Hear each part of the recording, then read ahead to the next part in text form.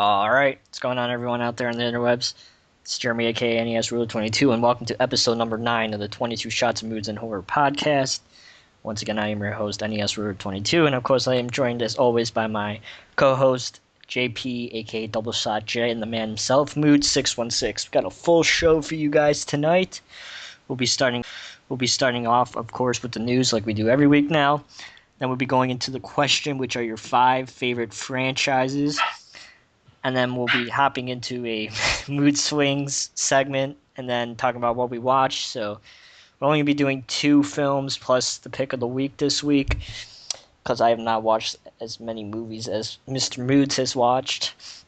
And then we're going to be hopping into a discussion on Ty West's House of the Devil. So go ahead, JP, with the news. All right, guys, there's not a whole lot of news this week. It's been pretty dead around here. First up, we have, I guess, Vera Farmiga, who played one of the characters in The Conjuring. She was like the female ghost hunter. She was asked about The Conjuring 2, and she's basically saying that they're pretty much waiting on James Wan. The studios just are waiting to see if he's going to come back and be on board. So I guess it's kind of at a standstill right now.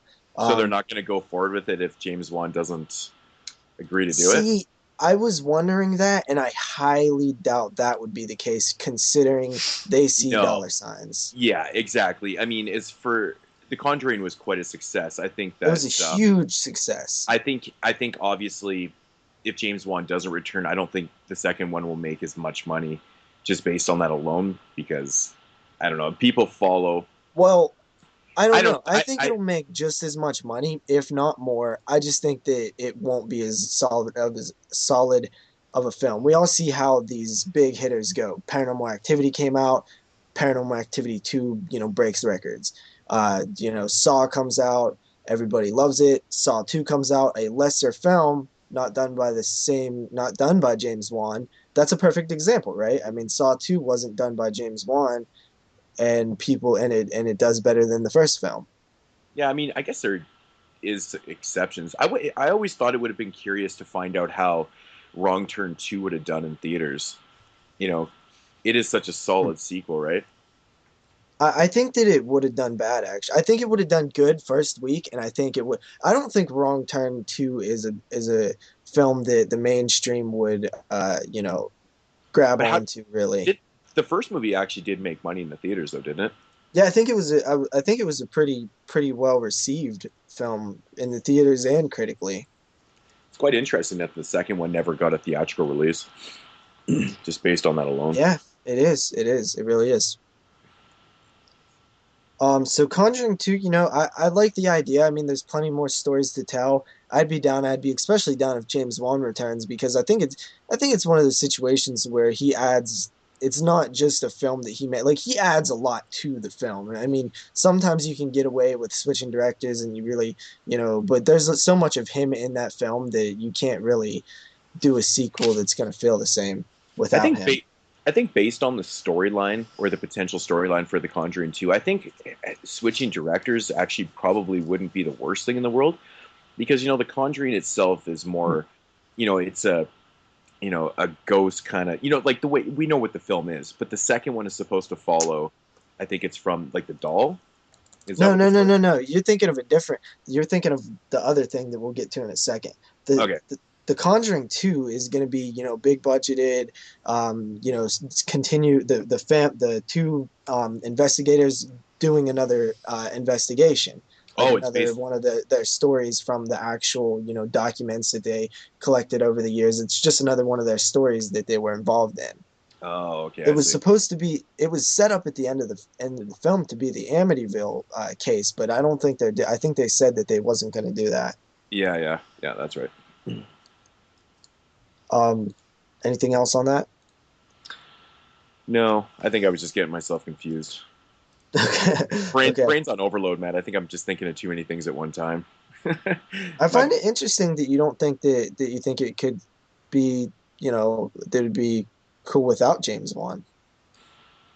Yeah, I mean, honestly, if you're going to use the same, paranormal investigators with a totally different I mean, I don't know. I guess it depends on what the story is, though, too. It I mean, does. It kind of does. if you want to have like a real creepy, kind of slow paced film, the way James Wan kind of does his films, um, yeah, I mean that works. But if you want to go for something, who knows? Maybe it just totally will work having a totally different director in a different direction. I don't know. Yeah, I think as long as you get somebody talented, this story could continue and be successful. Yeah. Um, so moving on, we have a company called Ketchup Entertainment, which I'm unfamiliar with. They have got the U.S. distribution rights for a film called Wolves. It's about a high school student who witnesses a murder of his parents and finds himself turning into a savage wolf. Um, he's, thrust into the world of wolves, I guess, werewolves. It's supposed to be released this summer. I don't know. Like I said, it's been dead this week for news, so we have another werewolf movie in the works, and it's picked up by Ketchup Entertainment. Who the hell that is? Yeah. Ketchup Entertainment. That just sounds funny. Yeah. Then up next we have Vin Diesel. He said he was, he said a quote or something where he basically says Universal was pretty happy with Riddick. It had, good DVD, really good DVD sales, and they're thinking about doing another one. You guys familiar with the Riddick franchise? Pitch Black and all those. Yeah. I only seen Pitch Black. I thought it was pretty cool, a little too actiony for my taste, and I think it had good elements, but just I would have liked it more dark and more, horror-ish. It's kind of ironic that you said you wanted it more dark in the movies called Pitch Black. Yeah. I don't know, that just makes me laugh. But Yeah, honestly, I wasn't a big fan of the movie. I never checked out the sequel, so I don't know. I just it didn't work for me. Then again, I did see it when it came out, so who knows? I might like it more now. It's one of those things, I guess. But next up we have now this is the one that you meant to talk about. This is the one that you was thinking of. It's called Annabelle, and this is the spin-off to The Conjuring. So they're doing a sequel to The Conjuring and a spin-off. Annabelle is about the doll that we're introduced to in the beginning of the first film. The doll that, terrorized the family or whatever. That's going to be a much lower budget film, and it has started filming. So that's, actually happening. I think we talked about this before. I think we all said that it could be cool. yeah, that's exactly what I was getting. The spin-off about the doll.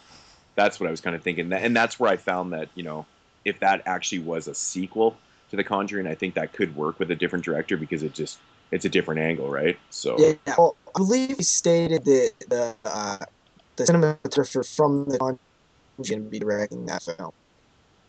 Okay. Whatever you said. Yeah, I actually cut out quite a bit. Yeah, cut out quite a bit. I cut out. Yes. Yep. I said from I think we actually stated that the guy who was the cinematographer in The Conjuring is actually going to be directing the Annabelle movie. I think we said that before when it was announced. Yeah, that's right. Because we commented on, well, at least if the story epically fails, at least it'll probably have nice cinematography. After that, I guess whichever number Resident Evil we're on was supposed 6. to happen, and it's they're still very much interested in doing it, but the wheels aren't quite in motion yet. Is actually a direct quote from Anderson, who is the creator. So it's probably there's no script right now, so Resident Evil 6 is on hold. Oh man, I can honestly say that I haven't seen past the first one. Really, I was a huge fan of the games growing up. 1998, I remember playing it on the PlayStation. The first game, scariest game ever made, in my opinion. I've never been scared in a game. Play Dead besides Space. Yeah, it's good. Nah, I'm good. Telling you. Resident Evil. But yeah, I mean the films, man. I wanted to like them for the longest time, and I did like them as they came out. And they can still be fun in that guilty pleasure type of way, but they're pretty bad actually. They're pretty bad movies. They're CGI just is really bad. CGI zombies, way too actiony. The story is so far away from what Resident Evil is, um, but they still can be fun at the same time. Yep. So yeah, nobody has anything else to say about Resident Evil, I guess. I actually really can't. I don't really know a lot about them. I never played the games. I don't know. I just don't have a lot to say. The games are fantastic. I mean, the first couple. I mean, most of the things I've heard about the Resident Evil movies is that they seem to be getting progressively worse. Is that true? But they still, I haven't actually seen them because I've only seen 1, 2, and 3, which I thought 2 was two was the best. Yeah, 2's the best. Yeah. 2 is the best. Okay. But they make money. Like it seems like it's a mainstream crowd pleaser. It seems that the mainstream audiences still seem to like them. Yeah. Well, I mean, whatever. I mean, they're obviously doing something right if they're on their 6th one, Next up, Return to Nukem High Volume 1 is hitting Blu-ray and DVD. I am so fucking excited for this because what is this? Because I don't even know what it is. Is this like a new movie or is it like a No. Return to Nukem High is the 4th one in the series. There's 3. I've already seen it, so I'm not going to say anything. There's 3 Class of Nukem High films, and then this one is the 4th one, which is called Return to Nukem High. So, and I'm not called Volume 1. Or is there I don't know. 2? I actually don't know, and I didn't even realize until about 2 weeks ago. Because they're making a Volume 2. Like, is it just the second part of the film, or is it actually a sequel to it? I think it's just the second part. Okay, so it's kind of like Kill Bill. It was probably one big ass fucking movie that got cut into 2 films or something. But okay, that's what it is. But I'm really excited. It's of course directed by Lloyd Kaufman, and I'm a huge fan of the first. I mean the films. I mean the third one's not very good, but I don't know. They're enjoyable. Well, now I'm completely unfamiliar. I'm like a complete amateur at the Trauma Films catalog. Is this related to the Toxic Avenger? No, it's its own little series. No. Okay, so there's 3 Nukem High films, and this is the 4th one. Yeah. Yes. And this is the 4th one, Volume 1. So will the next one be considered the 4th one, Volume 2, or the 5th movie? I guess it depends on how you look at it, but either or, All right. Well, this is hitting March 18th. I like the cover. It looks pretty goddamn badass. And, Jeremy, where did you see the film? The Music Box Theater in downtown Chicago. Lloyd Kaufman was there with the film. Did you have to sign a non-disclosure? No, it wasn't like a special screening. He's taking the movie all over. He's in the foreign land of Canada right now in Toronto showing it. The foreign land of Canada, you mean? Canada. God damn it, man. Okay, good, bad? What? It's fun. It's a batshit crazy fun movie.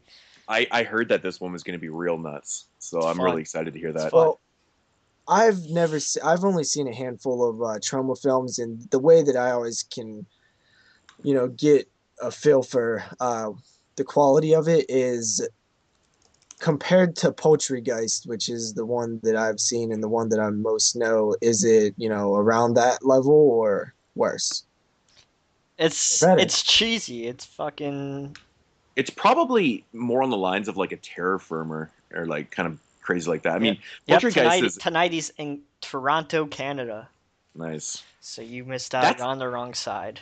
That I totally am, because Toronto gets all the those type of premieres. Vancouver gets nothing. So real shitty. I like I like Poltergeist a lot. Poltergeist is a different type of film because it's like more of a musical, but it's like gory as fuck. It's like I thought it was really funny, man. Yeah, it's actually I think the it's probably my favorite trauma film. I've only seen about 3, so I love all the fast food name references in that movie. Oh yeah, that's great. Fuck if it was ever funny, man. Thought they did a great job with that. So good. Anyway, Return to Nukem High Volume 1 is standard retail price or suggested retail price is $24.99. I'm sure you could get it cheaper than that. And yeah, it looks like it has a bunch of commentaries and stuff. And from the picture, it shows that the Blu-ray case is green, which would be awesome if that's true. That would be cool. Yeah, that actually makes sense if it's green. Yeah. So. And pretty much finally for the news this week is our good old pals at Scream Factory announcing another title. Weird announcement. I honestly, this is like, if I had 100 guesses and you told me it was a killer animal movie, I would probably still not guess Lake Placid. Yeah, I'm not gonna lie, dude. When I saw the announcement for Lake Placid, I literally stared at it for a minute because I couldn't comprehend why they were I didn't releasing understand. Lake Placid. I don't get the, and I hope they're not trying to go down this road and just trying to capitalize on, these type of movies. Like, I wish they would. I don't know, man. Like, I like Lake Placid. I think it's a decent film, but I don't know if it needs like a Scream Factory treatment. It's not something that I was really kind of looking forward to. It's probably the first time I've seen an announcement and went, I'm not really overly excited for that. The reason, all right, two things. The reason that to me it feels like out of place is because Scream Factory either does the retro stuff that, was popular, or the newer stuff that was unpopular. This film was kind of mainstream. It's like the first like newer it's not so newer. It's 1999, but like it was kind of a mainstream film at that. I remember it being kind of like a bigger film. Yeah. And it's just like an odd one. Yeah, I think that's totally what it is. It's because it is more of a mainstream film, Yeah. People know about this one. But secondly, at first I was like, huh. But then after I thought about it, I'm like, you know what? I think a cool Lake Placid release could be kind of neat. I'm down with it. I like it. Yeah, I'm still kind of torn on it. I mean, I just don't feel the need to have to upgrade my DVD to the Blu-ray, but it is Scream Factory, so I have to do it because I've been collecting them all. But I don't know.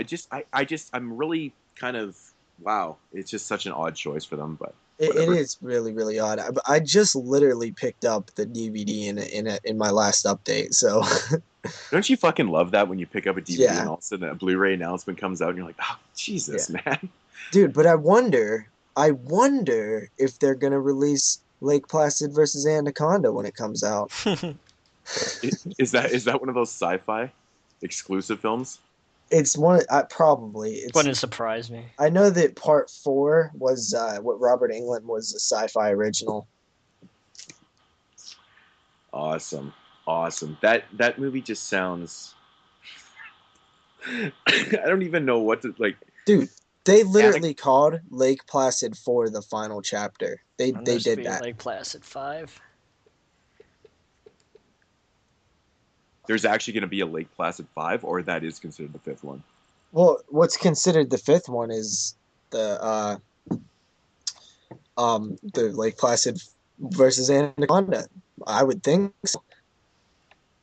Man, that is just like the weirdest thing. It is, because it doesn't make any sense. Also, this is another piece of news that I totally blanked on. I forgot to write it down. I seen it this morning and had to start recording as soon as I got home from work. Sharknado 2, I guess, is a go. Like, it's filming or something. So that's happening. It's called Sharknado 2, the second one. Sharknado versus Shark Hurricano. That's a totally awesome title. It's just so bad. I'm looking forward to that. I don't know if it's actually true, but the Sharkano one, the sharks coming out of volcanoes. Is that a real thing? I think it's a book, Moodz. I don't think it's... Really? I could have sworn I heard someone say that they were actually considering making that into a film. I don't know. Maybe quickly look it up. But as soon as I heard the title Sharkano, I actually burst into tears. It came out on January 24th. That's even worse. That someone wrote 420 pages. It's written by the guy who's always with What Movie One in his fucking Out and About videos. But you know what? that movie is totally, or that book is going to be made into a film. You know, how could you? How Well, could this you guy not make a also movie called wrote. Shark? This guy also wrote fucking Mega Shark versus what is it? Mega Shark versus the one that just came out. I don't know. There's so many. Sharknado 2 is filming in January.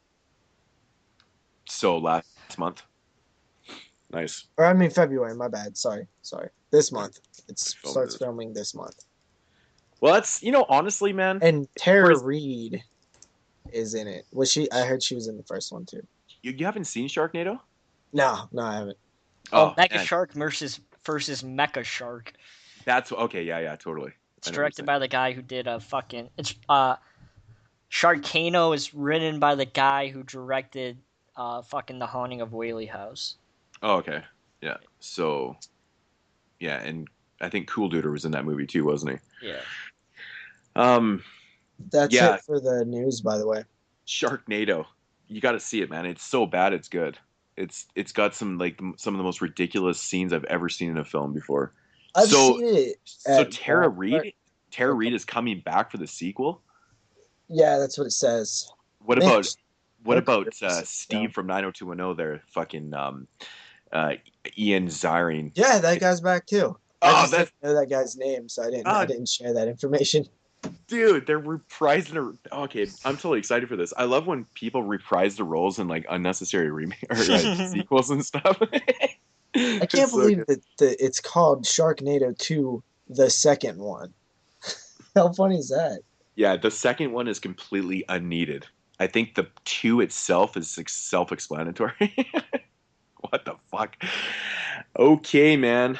So that's it for the news? Yeah, that's it for the news. All right. So we're going to hop into our question, or do you want to do Moodz Swingz first? The question. Well, the question is like part of Moodz Swingz, right? Kind of. So we'll get into the answers from last week. So the last week's question was your top 5 horror franchises. Your personal top 5 horror franchises. You know what? I guess I could probably read off the people that actually answered the question in my comments section here. I'll get it. Yeah, I normally write them down, but I totally didn't have time today. I actually brought it up here, so just in case. But okay, perfect. So Horror Gamer 776, his top 5 franchises of all time. Number 5, the Leprechaun series. That just brought a smile to JP's face. It honestly did. When I seen that, I was like, even I seen honorable mentions for Leprechaun himself. I'm like, wow, these guys are showing love for Leprechaun. How awesome is that? I honestly did not expect Leprechaun to show up at all. Shows up on my list. Wow. Does it seriously? Yeah. Wow. Wow. Okay. So number 4, the Alien franchise. Number 3, Halloween franchise. Number 2, Friday the 13th. And at number 1 for Horror Gamer 776, the Evil Dead franchise. Very interesting choices. I was very curious on people's choices for this because there's just so many franchises, and yeah. All right. Emperor Corn Dog. My homie Emperor Corn Dog. Love the name. I really like Emperor Corn Dog's name. Yeah, he's cool. All right, so number 5, he's got the Halloween franchise. Number 4, Friday the 13th. Number 3, Alien franchise. In at number 2, Phantasm. Awesome. And at number 1, he's got a Nightmare on Elm Street. That's fantastic. You know, I always love people who love the Elm Street series. For some reason, I think it's so cool when that's people's favorite franchises. Mm-hmm. All right, so Martin VP, he likes to answer all these questions. Big ups to Martin VP. All right, so number 5, the Planet of the Apes franchise. Now, that was one I never even wrote in this huge-ass fucking list of horror franchises because I think Planet of the Apes... Is that horror even? I guess it's more like... I think it's sci-fi, really. Yeah, it's sci-fi. I mean, it's close enough. I never seen any of the... Not one Apes film. It literally didn't even cross my mind. The newest one. It literally didn't even cross my mind when I was writing down franchises, but... That's interesting. Number 4, Halloween franchise. Number 3, the Ringu franchise, which is obviously referring to to the Asian franchise, which I believe there's like 6 films in that now, 5 or 6. Yeah, there's a lot. I seen a list of them one day. I was like, holy shit, there's a lot of Ring films. Yeah, it's crazy. Number 2, the Evil Dead franchise, and at number 1, he's got the George A. Romero Dead franchise. All right, so those are actually really cool choices too, and everyone's lists are very different here. And then who else do we got here? Steve Clark. He's another guy that likes to answer all these ones. Number 5, Saw franchise. I was very surprised to see Saw on I did not expect to see Saw a few times. Yeah. Number 4, the Scream franchise. That was. Props to you, dude. I like that guy. Scream doesn't get enough love. Well, this is the reason why you like him. In at number 3, Nightmare on Elm Street. Cool. Number 2, the Halloween franchise, and at number 1, Friday the 13th. Just gonna scroll, make sure that I didn't miss anybody here. And of course, our buddy Zach, also known as Movie Collector 666. This time he did not do a top 6. He actually did a top 5. What are you doing, Zach? Come on, Zach. Where's your top? Come on, Where's man. your top sick? I like to say the top sick list, but in at number 5, the Saw franchise. Now, this really did surprise me that he wrote Yeah, coming from Zach, it surprised me a lot too. I had no idea he was such a fan of that series. I had no idea either. Number 4, Halloween. That was another one that kind of surprised me, actually. Number 3, the Texas Chainsaw Massacre franchise, that was not a surprise to me. This was also not a surprise because I've heard him talk very, highly about this one. And The Omen in at number 2. And I guess I really need to watch those Omen films, huh? It's actually not a bad. The first 3, the fourth one is wow, it's really weird. Is that the TV movie one? Yeah, it's like it's like a girl, and it's really weird. And at number 1, his favorite franchise of all time is the Psycho franchise. Very, very fucking cool. Good choice. Good choice. Indeed, good choice. All right, so that's going to do it for everybody that commented. I hope I didn't miss anybody. I don't think I did. Really? It feels like you did. Maybe you didn't, though. No, I think that's everybody, unless... No, David did not do a top 5 list. So Dave didn't do a top 5 list on our last list either. No. Come on, Dave, get your shit together, man. He puts in huge comments, but I don't know, maybe just not a list person. Before we go, yeah, Dave, I love reading his comment. I love getting the feedback of what he thought of the show and stuff. Keep that up, man. But before we move on to our top 5 franchises, I just want to say that the film we're going to be reviewing tonight is House of the Devil, and I have a brand new sealed copy of House of the Devil on DVD that I'm going to send to one of the people who are answering these questions. Next, everybody who's answered a question so far will be included in the drawing, plus anybody who answers the question from this week. Well, there you go. There is a question this week, right? Yes, there is a question. Okay. And it's actually pertaining to the next week's main review that we're doing. So. Okay, cool. Anybody want to start with their top 5 list? Sure, I'll go first. Number 5, we got the Leprechaun series. Hold up. I gotta say, Jeremy, I am so surprised. I've talked about these films, like how much I like these films, and I never knew that you like them also. Oh yeah. Like, they're come on, it has a little guy. It's fucking, my opinion on Chucky, man. They're fun. Much respect, bro. They're fun movies. Number 4, I'm gonna have to give it to Phantasm, man. Last week opened up my eyes that on even Phantasm. surprises me more. I like those movies. They were fucking fun. I like them a lot. Number 3, okay. Number 3, I'm gonna give it to Friday the 13th. Number 2, Halloween, and number 1, Child's Play. So really, Halloween, huh? Yeah. Nice. Besides Resurrection, of course. Yeah. Well, it has to be included. That just takes it down a notch, but got to include the whole franchise. Yeah. Moodz, you go this time. All right. So, my number 5 pick for my favorite horror franchises. Number 5 is Phantasm. I've always stated that it's one of the strongest franchises out there. Yep. Obviously due to, how many films are in it also, but besides the point, it's a great the franchise. more films that there are, the more chances that there's going to be a dud. Yep. Exactly. Resurrection. Resurrection is such a fucking bad. Exactly. Perfect example. So number 4, we've got the Psycho franchise. I've stated many times how much I love all 4 films. I think there's no duds in there. The 4th film being a made-for-TV film, which I think is great. I love the premise of it. I think it's fun. And Psycho, I could watch those movies all the time. They're just so great. Number 3 is Friday the 13th franchise. I mean, it's the Friday the 13th franchise. Really, there's 1 or 2 films in there that I don't think are the greatest in the world. Everybody knows which ones those are. Yeah, I know Zach Jason is gonna X and Jason X, because Jason Goes to Hell is awesome. Yeah, Jason Goes to Hell is not my favorite in the franchise, but Jason 10 though, and it's funny because Zach's probably listening, going, "Fuck you," because it's his favorite in the whole series. Jason X. Yeah, and God, I think it's such a bad movie, dude. It is. Jason X only has a few redeeming qualities about it. I can't even say it's one of those movies that's so bad it's good. It's just a movie that I have a hard time getting through every time I watch it.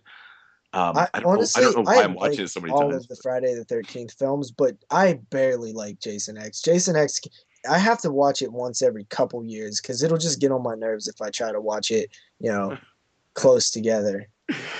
Yeah. All right, so moving on. Number 2 is the Dead franchise. Really? You rank the Dead franchise that high? There's a few bad ones in there, man. But the thing is, though, is that Dawn of the Dead and Day of the Dead are like 2 of my favorite films of all time. I love Land of the Dead, which might surprise a lot of people. I think that movie is fantastic. And Night of the Living Dead is another one of my favorite films. So, I mean, it's 4 films that are so strong out of 6. And you know what? I mean, Survival of the Dead is not a great film. I think it's definitely the weakest in the whole franchise. But Diary has been growing on me. When I first saw Diary, I liked Diary. I only seen it one time when it came out, but when it came out, I liked it. I thought it was cool. Yeah, I didn't even realize this was This is going back where this was when I wasn't really introduced to George Romero until like late. I've been a huge fan of horror, but somehow that was like the one thing, like George Romero like slipped under my like nose like for a long time. It's like almost embarrassingly long.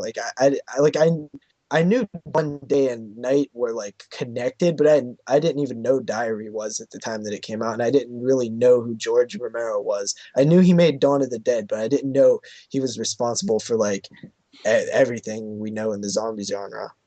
And going back to you being so unfamiliar with Romero, I think it's so fascinating considering you live right. Yeah, it's so interesting. Dude. It's so bizarre. Like thinking back, it's just one of those weird things that happened. I can't explain it. I don't know how it took me so long to be like, and I was a horror fan my whole entire life from the time that I was watching TV. Since I was like 2 or something. Mm-hmm. And just to not really know, it was odd. It's just one of those things. I don't know. All right, so it's almost even embarrassing to talk about. I can kind of see that, I guess. But anyways, my number 1 favorite franchise of all time is Nightmare on Elm Street. Where's the Child's Play, man? Dude, Child's Play. That shit so far, Child's Play has made only your list. Well, guess what? You already know my fucking opinion on Child's Play. Actually, I still have to go, but. Actually, that is interesting that, you are the only one that has Child Play in their top 5. But the thing is, like I was saying, like when I was writing down all these franchises, I was like just blown away at how many franchises there actually really is. I almost had to shed a tear when I realized I was leaving a franchise off this list. Yeah, I mean, if I made a top 10, yeah. I mean, it's obviously noticeable that Halloween's not in my top 5. Child's Play. There's a lot of franchises that I really do like that are not in my top 5, but I can't. The 5 that I chose, I mean, it was a no-brainer. Nightmare on Elm Street's always been my favorite franchise. I think Freddy's. Everybody knows my thoughts. I love the fact that you're like a hardcore Freddy fan, dude. Like I liked it that for some reason I think because to me it seems like it's always Friday the 13th, Halloween. Like it seems like Freddy barely gets to love in like terms of favorite franchises, and I just think it's cool when people have Elm Street as their favorite. I would put money on it. If you took a poll on the three major franchises, Nightmare on Elm Street, Friday the 13th, and Halloween, I bet you Nightmare on Elm Street might come up as the in last place. I guarantee you it would. Yeah, I think there's a lot of Halloween lovers out there, and there's a lot of Friday the 13th lovers. I mean, don't get me wrong, there's a lot of people that love Freddy. I mean, I could think of a lot of people just on YouTube that it definitely is their favorite franchise. I don't know if you guys watch Alex's channel. It's an 80s Slasher. Do you guys know his channel? I don't think I do. He's fucking me. He doesn't make so many videos anymore, but he still comes out. He pops up with a video here and there, but he's a hardcore fucking Nightmare on Elm Street fan. He's a really cool dude. He makes awesome videos, great editing and stuff. But yeah, I always think of him when I think of Freddy because he's got Freddy shit all over his place. But yeah, anyways, he'd be somebody that would vote for that. So, but did you have Friday the 13th in your list? Yeah, it was number 3. Okay, so I guess I'll go now. My number 5 is Phantasm. Wow, Phantasm made all 3 of our lists. Interesting. Yeah, I was surprised. If you had to ask me before we revealed this, I would have not guessed that. Yeah. Then my number, Phantasm. Well, really quick, I just want to say these can pretty much fluctuate as time goes on, and maybe in October if I would do this list, my list would be different, or in the summer if I did this list, my list would be different. But pretty much the number 1 is probably always going to be the same. Anyway, number 4 is Psycho. It's such a solid franchise, and it always like I don't usually get mad when people don't like the same stuff that I like or disagree about something, but I just find it silly when people put down Psycho 2 and 3. Yeah, I've never understood the hate for those films, man. I just can't get it. Like normally when someone disagrees, you're like, oh, I could see where you're coming from, but I just really can't with Psycho 2 and 3. Maybe 3, but 2 definitely not. 2 is such a great follow-up. Mm-hmm. Number 3 is the Texas Chainsaw Massacre. Now, Texas Chainsaw, to me, we all know my favorite film is Texas Chainsaw Massacre. My favorite sequel is Texas Chainsaw Massacre 2. I think part 3 is pretty solid.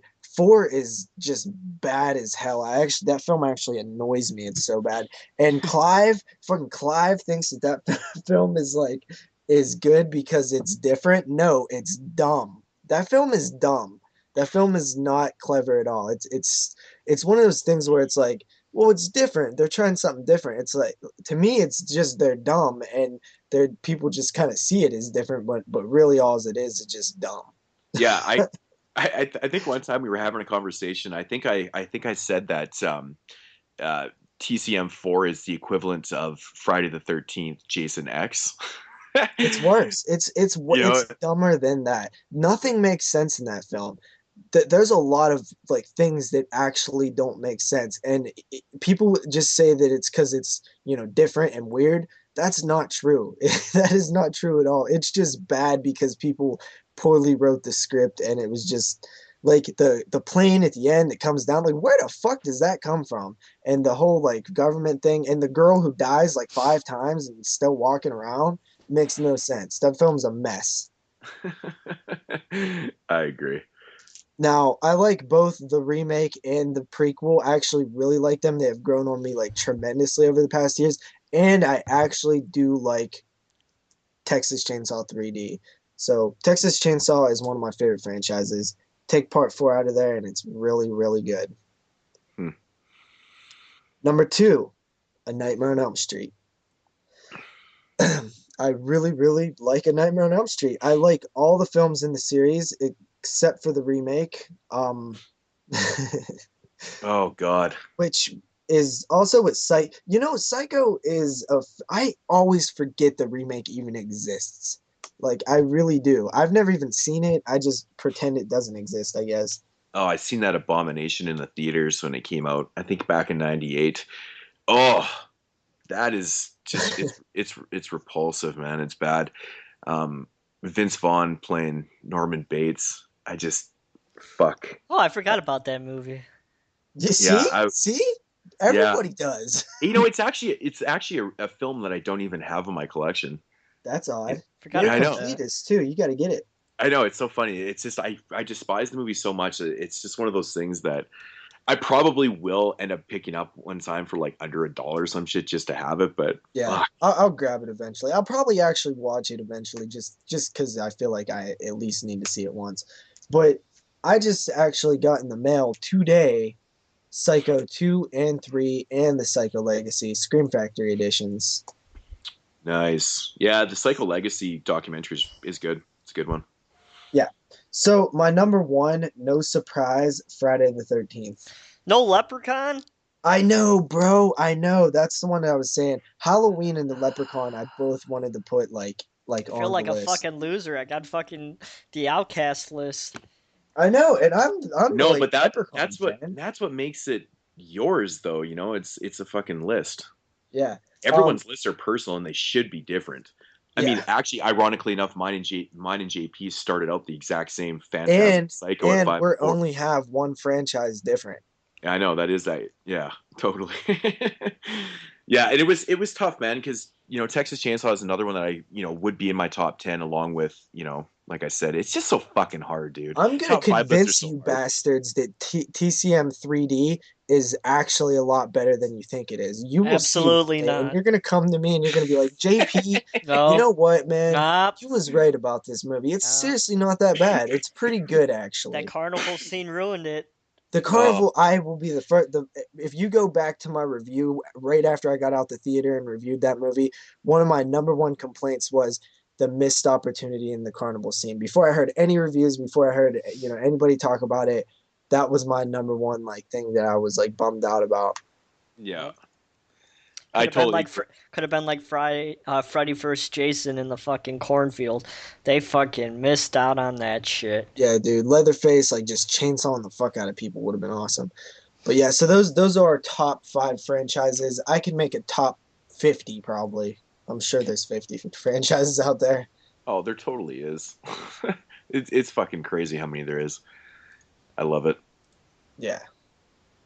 All right, so top 5 list. Honestly, one thing though, I was surprised to see love for Leprechaun and Saw. It really confused me. I was not expecting that. Yeah, I was more surprised of who put Saw in their list. I didn't think Zach liked that as much as then he obviously does, Well, I think that's quite interesting. I say you stick around for the next few months. Yes. All right, so I guess I'll get into the question for next week, and I know JP's not going to enjoy this question, but it does pertain to the main review for, I guess, episode 10. It would be next week. So the question here is your top 5 favorite ghost films. There's a lot. There's so many because, I mean, Ghost and Demon and those is kind of for example, Paranormal Activity. Is that a ghost movie? Yeah. Please don't put Paranormal Activity on your list, JP. Those type of movies can totally fit into it because there's ghost films and then there's haunting films and then there's kind of movies like The Entity and then there's films like Incubus and stuff. Those are kind of things that are going on, but they're still paranormal shit. It's basically it is what it is, right? So I mean, okay, so there's a lot of basically stuff like Amityville Horror, even though it's more demonic, that counts. Hauntings count as ghosts. Yeah, I guess totally. I mean, I would try to probably not put too many possession films in there. Demons that are possessing people. I mean, Amityville's kind of up Exorcist. Here. No, that's a possession film. I'm talking ghost films, kind of the original Haunting from 1961 or whatever came out. I'm talking films like that. So your favorite ghost films. And yeah, there's a wide range. It's going to be hard for me, man. I'm going to have to go Googling ghost films to see what I've even seen. When I first thought of it, and the only reason why I did choose this top 5 is because of the review that we're doing next week. I thought it was just kind of fitting. Yeah, I like that idea of maybe trying to tie in the top 5s to stuff we're doing sometimes. That's pretty cool. Yeah, I mean, I wish I've almost had this question, our top 5 horror franchises for last week, but But it is what it is, right? Dropped the ball on that one, but So it is what it is, right? yeah, it's no big deal. I mean, it doesn't have to be every time, but it's nice every once in a while to tie it in. Exactly. So, but yeah, once again, your top favorite 5 ghost films of all time, and there really is a lot of good ones out there, and most of them. After doing research, after I wrote the question, I was kind of looking through my collection and stuff, and just thinking, and a lot of the movies are older. Like we're talking 60s and 70s and stuff that I personally really enjoy, and I think they're really classic type films. There is some newer ones that are interesting, but they don't make them like they used to. I hate when people say shit like that, but it's kind of true with ghost It films. is true, man.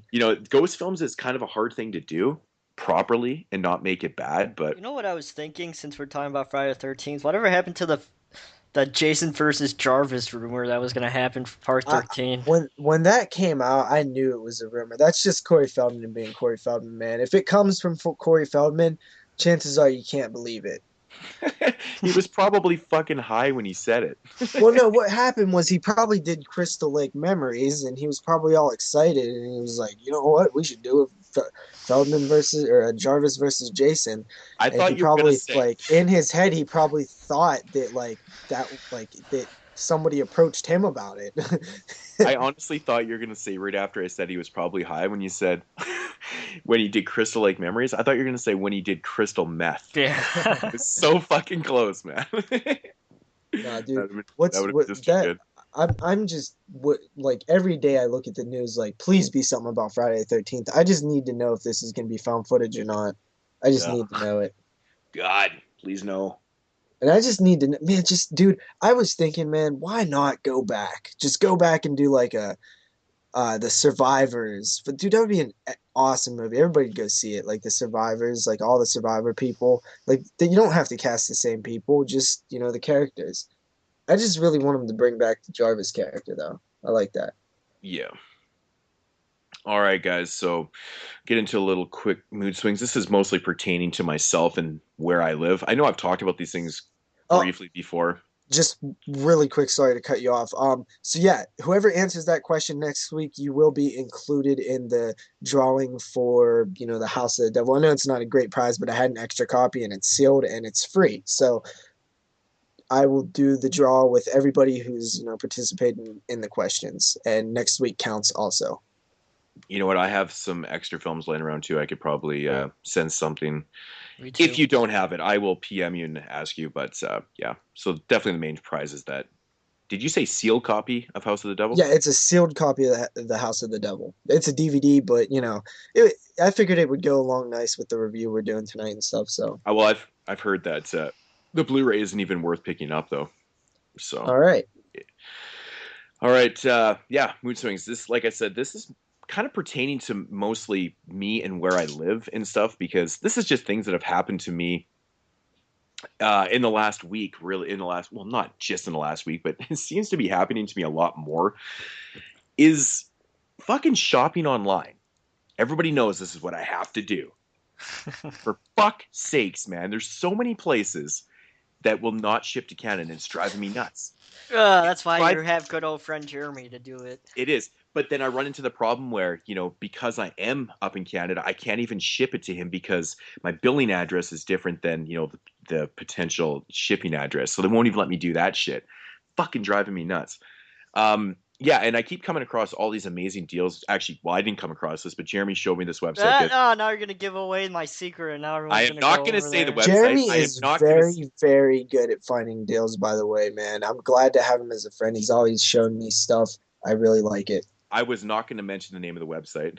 But anyways, this particular website definitely indeed had some really great deals. And of course, I went through all the horror section, picked out, I think I had like 10 titles in my cart. Go to checkout. Nope. Figures. Oh, I'm so fucking frustrated. But this just keeps happening recently. Like, I mean, I actually recently had an issue with a place that I regularly order from. Weirdest fucking thing. I put in this order, and they just did not ship my order. They decide that they're going to charge me for this order, but not ship it. And I've tried to get a hold of these guys like 5 or 6 times. They will not fucking answer my shit. So I'm like, you know what? Fuck these guys. I'm not dealing with this shit anymore. So I'm just basically trying to prime it out with Amazon right now, which I will get to in a minute too. But wow, am I ever coming across a lot of places that won't ship to Canada? So shitty. You guys are so fucking lucky. You have all these places because even like there's a lot of Canadian We're so lucky websites with our and health sellers. care. Oh God, don't even get me started on that. We actually pay for healthcare, by the way. That's why we're taxed like 35% on our checks, dude. It's not free, but yeah. So there is a lot of Canadian retailers and stuff, but we just don't have we don't have the same shit. You know, we can't get those Synapse releases. It's mostly mainstream things, and really fucking sucks, man. It's driving me nuts. That leads me into Amazon. So I'm on Amazon.ca checking out Prime prices and stuff, and I noticed that Zach had posted in our group page on Facebook. Speaking of Zach, dude, keep posting, man. I love the stuff that you post. You're really active on there. I'd like to see a few more people be a little more active on there. It's a lot of fun. Mm-hmm. Exactly. But yeah, he posted a picture of he picked up Press Rewind documentary and I think Room 237 and something else. Don't do it. And but anyways, I was looking at the price on there. It was like $12 at Costco and shit. But this brings me to my point about Amazon. So I'm looking at on Amazon.com. The prime price I think on there was like I think $17 or $18. $22.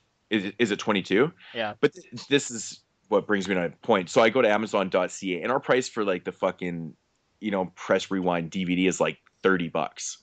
I'm like, how is this even happening? Like, how is it that big of a fucking price difference? Like 22. It's not as good as it's not as good as fucking adjust your tracking. I'm sorry to say. But I mean, I'm strictly talking about like just price differences here. This is insane. Like I was looking at, I'm not sure what Your Next is going for on Amazon.com Prime right now, but I think it was like 16 or 17. One sec, I'll check. It was 17, I think, last time I checked. Amazon.com, it is 18. Okay, 18. So yeah, that actually makes sense because the prime price on .ca is 28. I'm like, it's fucking $10 more, man. Like, what the hell is with the pricing here? So it's really discouraging that I try to get stuff from Amazon.ca and the prices are just extremely too high. It just makes no sense. Can anybody explain this? But you have Are You Afraid of the Dark and we don't, so... Yeah, motherfucker. But that's also a Canadian show, though. That doesn't make sense, though. Dude, you can get a copy on eBay, season 1 and 2 for, $20 or so, which is about what you'd be paying on Amazon Canadian. Amazon CA, goddammit. He says Canada wrong so much that he actually can't even say it when he's being serious. It's too good. But speaking of which, man, Moodz, you need to pick up season 1 and let me know what you think. It's a show that was made for kids. It's a Canadian show, but it got some decent stuff in there, man. I'm really curious to see if you would like it or not. I actually did talk to you about this a while back because I went on Netflix and they actually had, I think, the first 2 seasons on there, on the Canadian Netflix, of course. And I watched a few episodes and I was like, this show actually is pretty good. It's good. Thanks. A good show. Yeah, you didn't tell me that, by the way. Oh, maybe I didn't. But anyways, yeah, I was actually like, wow, this is not too bad. And so I was talking with my sister because she used to watch the show all the time. I think it's because she's so much younger than I am. And she's like, yeah, it is a good show. And she's not even really a big horror fan herself, or that kind of, but she really enjoyed it. So I was impressed. You ever get that Salem's Lot? I love that show. JP? It's one of my favorite shows from the 90s. You ever get that lot, JP? Yeah, I got it today, actually. Well, fuck that. That was a good... It's, yeah, you guys that don't know, I ended up grabbing Salem's Lot, the Sniper Case Edition for around $8, a little bit more shipping. But it came with some other stuff that I didn't have too, like the Changeling, the Haunting, the colorized version of Night of the Living Dead. I thought it was a great deal. So, yeah, I'm excited to finally have that. Oh, man, that deal was, like, out of this world. That was such an amazing deal. So good. Okay, speaking of shipping prices. Once again, so I'm not going to mention any names of titles and stuff, but I'm a big supporter of indie directors. I really like to buy things directly from them. So cut out the middlemen. Long story short, they get more money. Everybody go buy Holliston Season 2 from Adam Green's site, Periscope. That's right. It comes signed. How much did he pay you to say that, JP? We'll have to. Did you get a free copy of Holliston to say that? We'll throw the link in the description for that. I still need to fucking pre-order that. When is the actual ship date on that? I don't think it's until like March or April, so you're still good. Okay.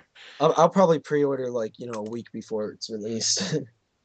Okay. So, anyways, getting back to the indie, this, that obviously relates to this, but I'm a big supporter. I like to buy things straight from the the directors, even though it's going to cost you a little more. That's fine with me as long as they're getting the cash and it helps them out, with whatever they're doing down the road. That's cool. But the problem I'm having though is there's been about 4 or 5 films that I went to go buy lately, and I can't justify the shipping because these movies are like $15 DVDs, which is fine. It's a little more than I'd like to pay, but it's going to a good cause, which is cool.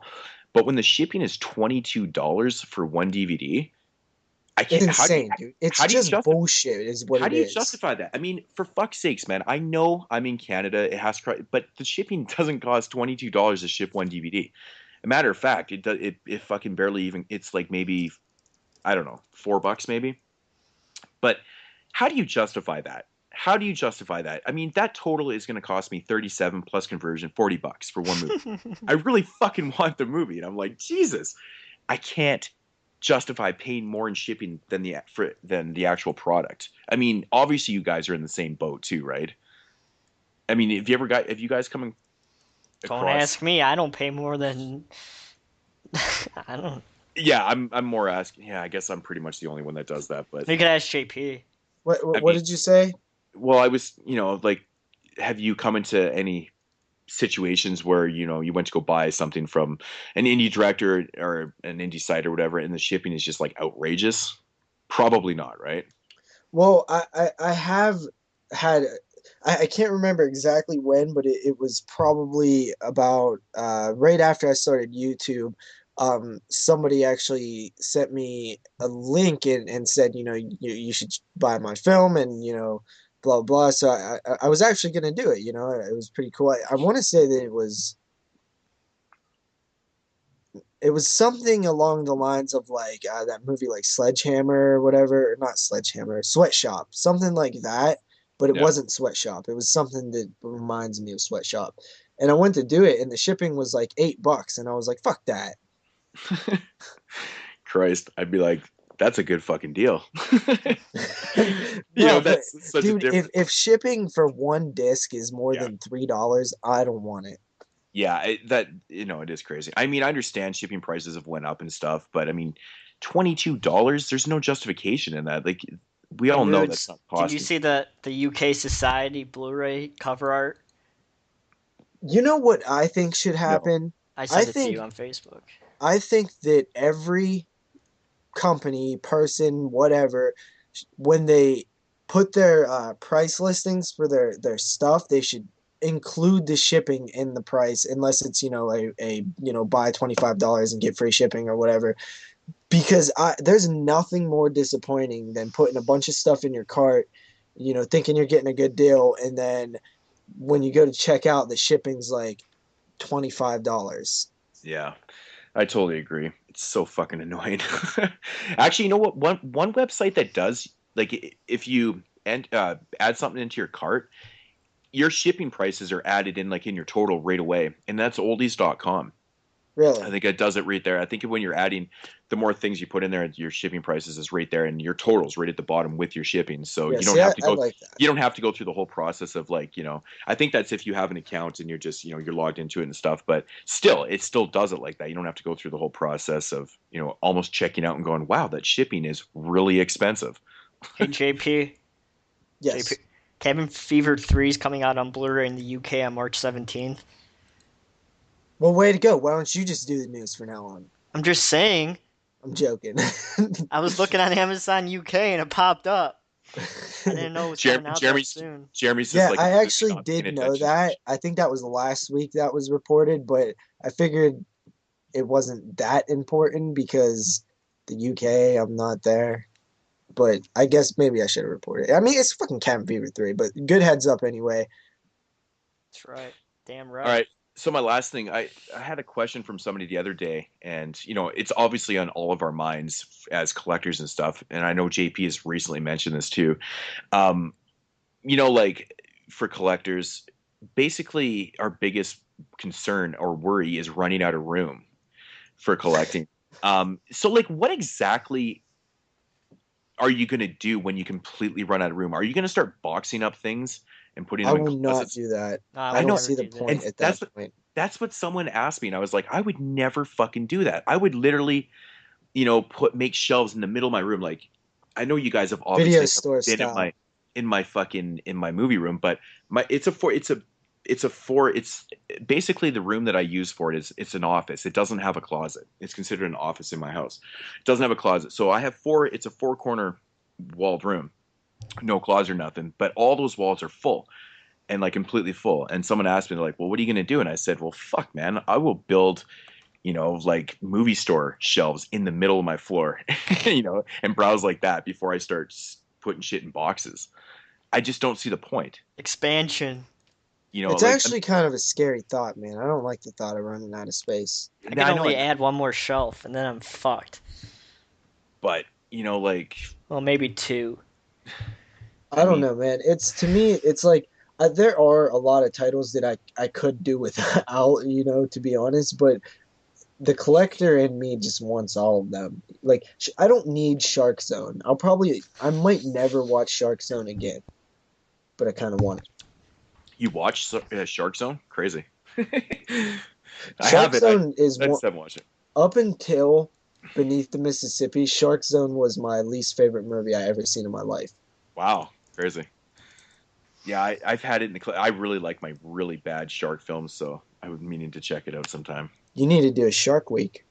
Well, I've actually got enough to do like three of them, so like I do have it in the works and stuff. I'm just kind of not procrastinating. I just have a couple things that I'm going to be getting to before that. So, but anyways, yeah, the collection. I was really thinking about it and going, fuck, man, probably gonna have to design some old, kind of video store shelves, or even find some to put in this room eventually. But I don't know. I definitely am never gonna start boxing up things. I can't bring myself to do that shit. Yeah. But yeah, I just thought wanted to get your guys' thoughts on that, or anybody else out there listening. What do you do when you have such a big collection and with limited room? You know. Anyways, that is going to do it for mostly bitching this week, as usual, about stupid fucking shipping and shit, not or lack of shipping to yes, the foreign land of Canada. So yes, anyways, that is going to do it for that. Sweet. All right, so next, gonna hop into the what we watched. It's gonna be a little condensed version because me and Triple JP W. only watched 3 apiece, so it shouldn't be that long. So I guess I'll start first. First movie I watched was the 1988 film Cheerleader Camp, aka Bloody Pom Poms. Dude, they totally should have stuck with Bloody Pom Poms. Such a good title, man. That's great. And the lost sequel, Bloody Pom Poms 2, which nobody knows about. There's a Bloody Pom Poms 2? It's a lost sequel. Yeah. You mean nobody has it? No one has it, but it's supposed to be out. It's supposed to be out there somewhere. Somewhere out there. Yes, it's a lost shot-on-video slasher. But basically, films about a group of a cheerleader squad goes to this camp, and for a cheerleader competition, and Betty Russell's character is a little bit. Can you say she's nutty moods? Oh yeah. Yeah, she's a little bit nutty, and it's just your basic. It's not so much. It's a little slasher. There's not too many kills in the film. Nothing over the top gore wise, because I don't think it's about that. It's more of a horror comedy than a slasher film, I think. But I don't know how to talk about this one, Moods. I actually haven't watched. To be honest, I remember the film, but I haven't watched it in a long time. So I remember there was a lot of like dream. Is there some dream sequences in there with kills and shit too? Yeah, but it's Yeah. like just dreams. It's not nothing too gore or anything like that. It's definitely the low budget. So it didn't have a budget to do over the top kills, but uh, it was your typical late '80s slasher film. Nothing special, I guess. It's definitely one that I need to revisit, but ironically enough, it is from 1988, so hopefully it comes up on my randomizer sometime, Yeah, right? yeah. Then I'll Who's get to loved talk. the randomizer? I know you started using it, Jeremy. Wait, what did you say? I said, are you like? I love the randomizer. I think you said you started using it, right? Yeah. It's so fun. You stick all your films that you haven't watched yet in a randomizer. You know, you save the list so you don't have to type them up every time. And then you copy paste it in the randomizer, hit boom, and that's what you're watching for tonight. I love doing it like that. It's fun. Yeah, when I started doing the randomizer for my 81 series, it was strictly because I remember watching a video, obviously before the beginning of last year, and somebody was doing their contest results on a randomizer, and I'm like, you know what, that would be a cool way of picking your movies to watch, and that's how the whole idea became for the 81, and I fucking love it, dude. It keeps everything so fresh because you never have any preconceptions. You know, you're not overthinking what you're watching. I love that shit, man. It keeps it so fresh. But y'all agree with that, right? Yep. Yeah. So I gave it like a 5.5 out of 10. 5.5 out of 10, yeah. I know a lot of people don't generally like that film. I've heard a lot of people say they actually dislike it, so. But, The fat guy's funny. yeah, I mean, it's not a great slasher, but I actually do like it, though. I remember really liking it, but. If fact's not funny, what's he there for? What is the fat guy in Friday the 13th part 4, 5? He's Why there is- to die. Well, he's there to die too, so. Yeah, I was going to say, this guy is there to die, too. Yeah, if you're fat, you're either there to be funny or you're there to die. Well, he's definitely both, so. Yeah, he's definitely probably not there to be the jock, right? No. Jock's a dick. He was a dick. Dan Cook says. Yeah. But yeah, that's it. On cheerleader camp. Cool.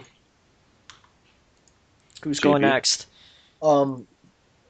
Me? All right, I'll go next. So I watched a film from 1996. It's called The Craft. The Craft is a film that I remember seeing in the 90s and in the early 2000s. I used to watch it quite a bit with my cousins. Three or four, actually. Four witches, high school students. They're in a private school. Three of them have already been friends. A new girl moves into the town who is what they consider a natural witch. She doesn't have to learn any of this stuff. She just automatically, well, she does have to learn to improve her powers, but she's naturally gifted with powers, while the other girls had to learn how to become powerful using spells and doing seances and chants and all that fun stuff. Basically, it's one of those 90s like Scream era teen type movies, teen horror films, but this time it's witchcraft. Neve Campbell's actually in this film as a secondary character, surprisingly. But overall, I found this one, it's kind of a film that's, you can tell it's directed more towards the female audience, but I found it extremely fun. It's a film that makes you want to be like part of a group like that. Like yeah, man, it really exaggerates like high school, like how Scream does and films of that time. And it exaggerates the group, the fitting in, the core four friends who have this special thing together. And I remember watching it as a kid, like, yeah, I want that. I want to have these friends, and I want to be able to do fun stuff like this. It looks like they're having so much fun, doing their, spells and shit. Effects in this film are hit and miss. Some are good, some you got a little CGI snakes and stuff in there. But overall, it really is just a cool story. It has that 90s feel to it, over exaggerated, obviously. but still pretty effective in all the areas that it's trying to be. It is trying to be what it really is. It's a teen horror film, and it works in that way. It's been so long. I think I commented on your video and I said, man, it's been forever since I've seen that film. Yeah, I actually think you should give it a rewatch. I mean, it might seem a little. I could see some people not being able to connect with the characters. You know, maybe some older people wouldn't really, you know, get the characters so much. But I think you should be fine watching it. It's the performances is something that I didn't talk about, but one of the girls, I forget her name, but she's was in The Water Boy, and she was in American History X. You know, the girlfriend of Ed Norton. You know who I'm talking about? She has that weird look to her, a mean look to her. Yep. Yeah, she did a really good job as like the witch. Talking about Mama from Waterboy. Yeah. Yeah. Yeah, she's in Waterboy too. Oh, I love that movie. Who are we talking about? Mama from Waterboy. No, not Mom. I'm not talking about Mama. No, she's in Waterboy though. Okay, I thought that's who you were Yeah, her name's Fairuza Balk. Yeah. Okay. And she's like really mean looking. Like she got an attitude to her. And she does great as like the rival witch. And the like in terms of actual witchcraft, I think this film does, you know, probably the best job of actually showing spells and curses and the concept of whatever you do comes back at you 3 times. Like in terms of actual witchcraft, it seems to do more than most films. Yeah. Have you seen this one, Jeremy? No, I haven't. I actually highly recommend The Craft. I think it's a fun time. I heard everybody likes it. It's not going to blow you away. It's not overly gory. It's not. It's pretty much predictable. Also, it's a very predictable film. But the journey and the fun, it's fun. I give it a 7 out of 10. Check it out. Everyone seems to like it, so. Cool. All right. First film I'm going to talk about tonight on the cast is a film from 2013, and it's called Jug Face. Now, I heard a lot of... Now, was this a film that I seen popping up on people's top 10 lists? Yeah. I heard this movie was making a lot of people's lists. I heard a lot of really, really good things about it. Like, not a lot of negativity about it at all. What's funny is I didn't hear anything about this film until I was looking at people's top 10s list. I was like, I've never even heard of this. Yeah, it just popped up all of a sudden. I'd heard of the movie. I just didn't really see a lot of people talking about prior to their best of the year list and stuff. But so that alone got me very curious about it, because it was a film that I knew very little about, and making people's top 10 lists, I had to check it out. So basically, this is actually a very interesting film that's very original. It's basically about this this girl. She lives. It's more or less about a family, and they live in like the backwoods, like this this fucking area, and they're kind of hillbilly-ish. They definitely live like that kind of lifestyle and stuff. But the odd thing about this family or cult kind of deal is that there's this they live by what they call the pit, and it's literally a pit. And you can look down into this thing, and it's got water and stuff in there, but there's like some kind of weird like entity or force that lives inside this pit.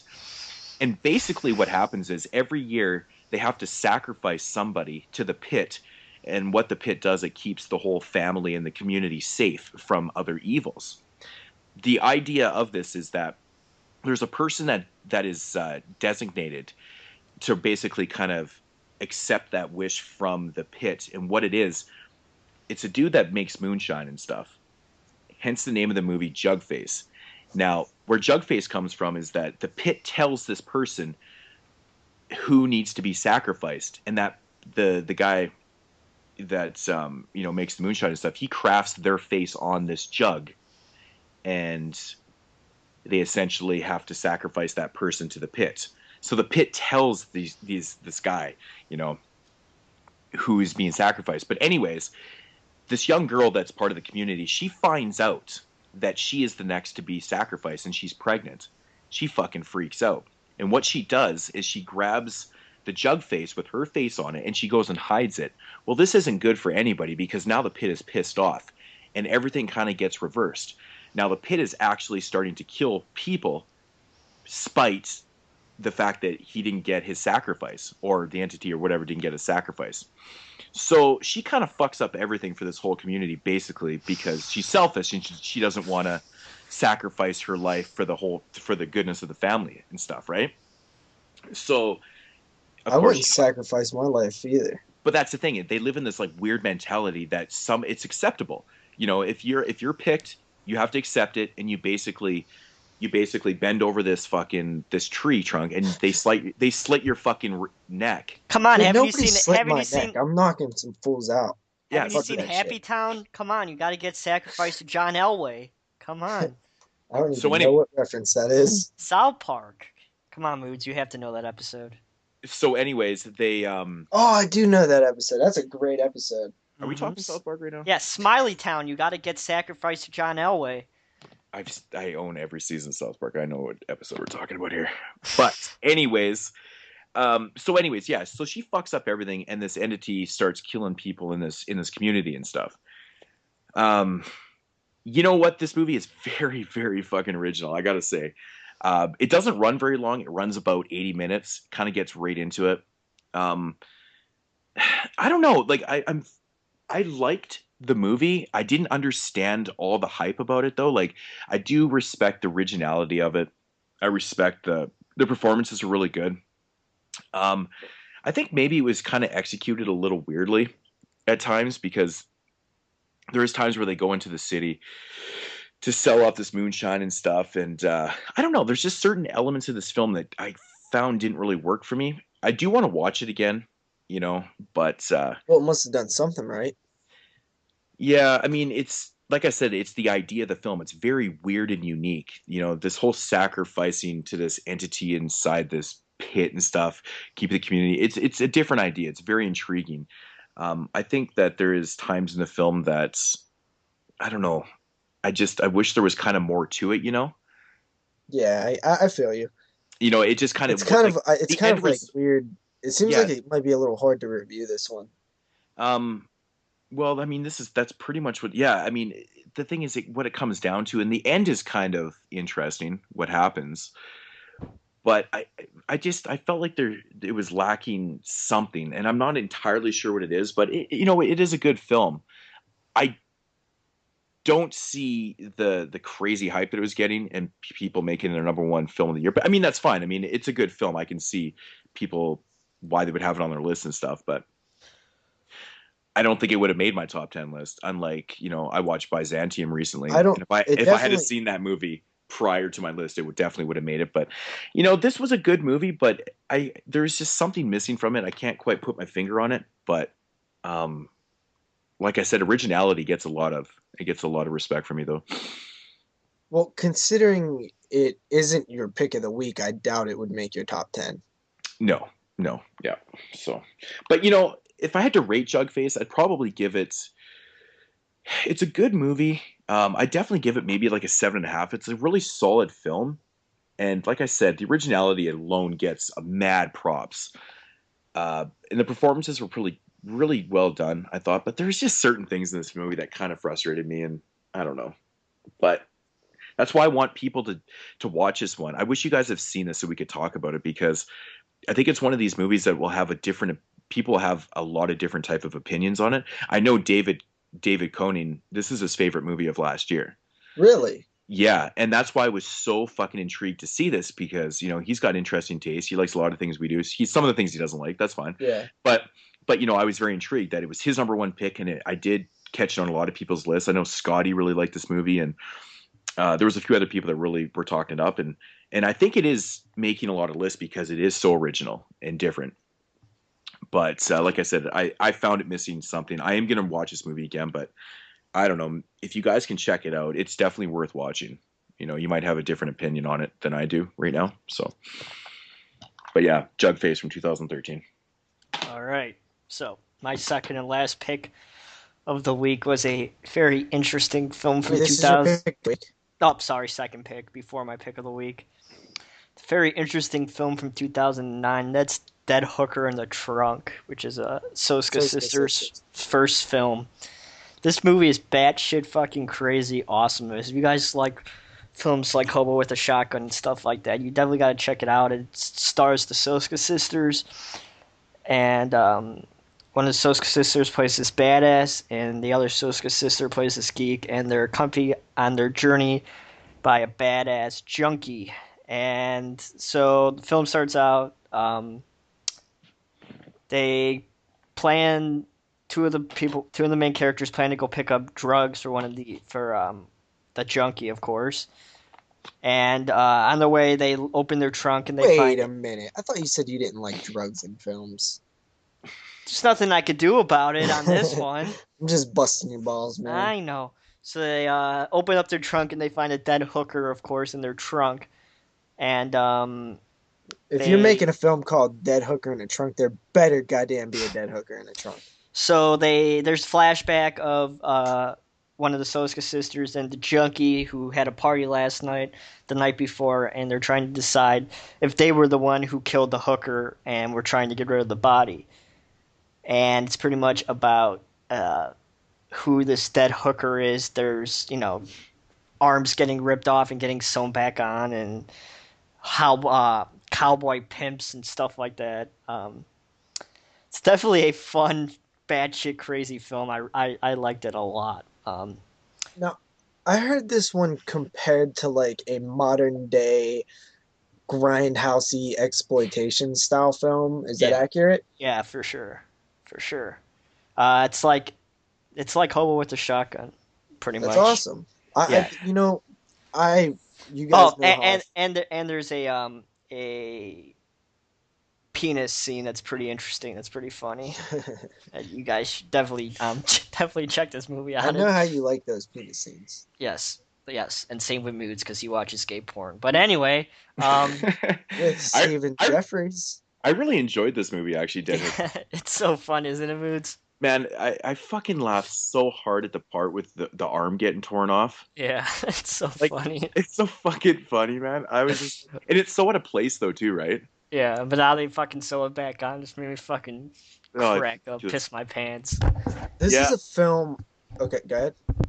Yeah, I really enjoyed it. And, for me, it was kind of cool to see because I recognized a lot of the spots that they filmed in. Because it's filmed in Vancouver. I always like that, when you're watching a film. I mean, you could probably definitely relate, Jeremy, to a lot of films filmed in Chicago, right? Oh, yeah. Batman, everywhere. Was Candyman filmed in Chicago? Indeed. The first one. Yeah. But I always like that, though. Like, when you recognize things in movies, I'm like, that's super cool. And you would not want to go there, so those people had balls for going to that fucking place. Yeah. Cabrini Green. It's not even there anymore, but... Is that a real place? Like, that's the real name of it? Yeah, it's a real place. Crazy. Yeah. But so what did you rate that film? I gave it an 8 out of 10. Yeah, it's fun. It's fun. Yeah, so, you guys know my opinions on American Mary. I mean, we talked about it. It was like my number, 3 film of the year. So I'm extremely interested to go back and check out their other work because I've only seen American Mary from the Soska Sisters. It's interesting. It's their only movie, JP. They're so uncomparable. It's their what? Though. It's their only other movie. Is it really? Yeah. They've only done 2 movies? Yeah. Yeah. I could have sworn they did something else. No.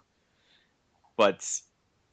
All right. Well, I guess I don't have far to reach back then. The movies are so... you can't even really compare them. They're so different. The tone of Dead Hooker in a Trunk to American Mary are completely fucking different. Oh, yeah. That's what I kind of like the Soska Sisters for that, though. Like, that's why I'm so intrigued to see No Evil Part 2, what they do with that. You know what it is? They have so many projects lined up, like See No Evil 2, ABC's of Death 2, that all-female anthology. Probably why I thought they had more films. Yeah. They're just up-and-comers, man. They're busy as shit. Yeah. So, yeah, JP. Yep, JP. You guys done with Dead Hooker? Yep. Alrighty. After that, I also watched Prom Night 2008. So, Prom Night 2008. Oh man. So this is one of those scenarios where everybody always talks bad about this film, and I figured it's overly hated. It's got to be. Like I'll probably enjoy it, and then I'll probably be made fun of for like Prom Night. Um, You liked the remake? no, Okay.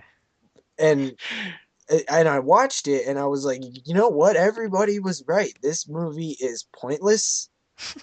It's bland. It's unoriginal, even for a remake. You know, remakes are already unoriginal, but there's it's completely uninspired. It's going with going right through the motions. There's absolutely nothing to it. Like nothing is in, like interesting characters, interesting killer. Everything is so bland. The prom is not even interesting. The idea of putting it in a hotel that's not interesting. That's stupid.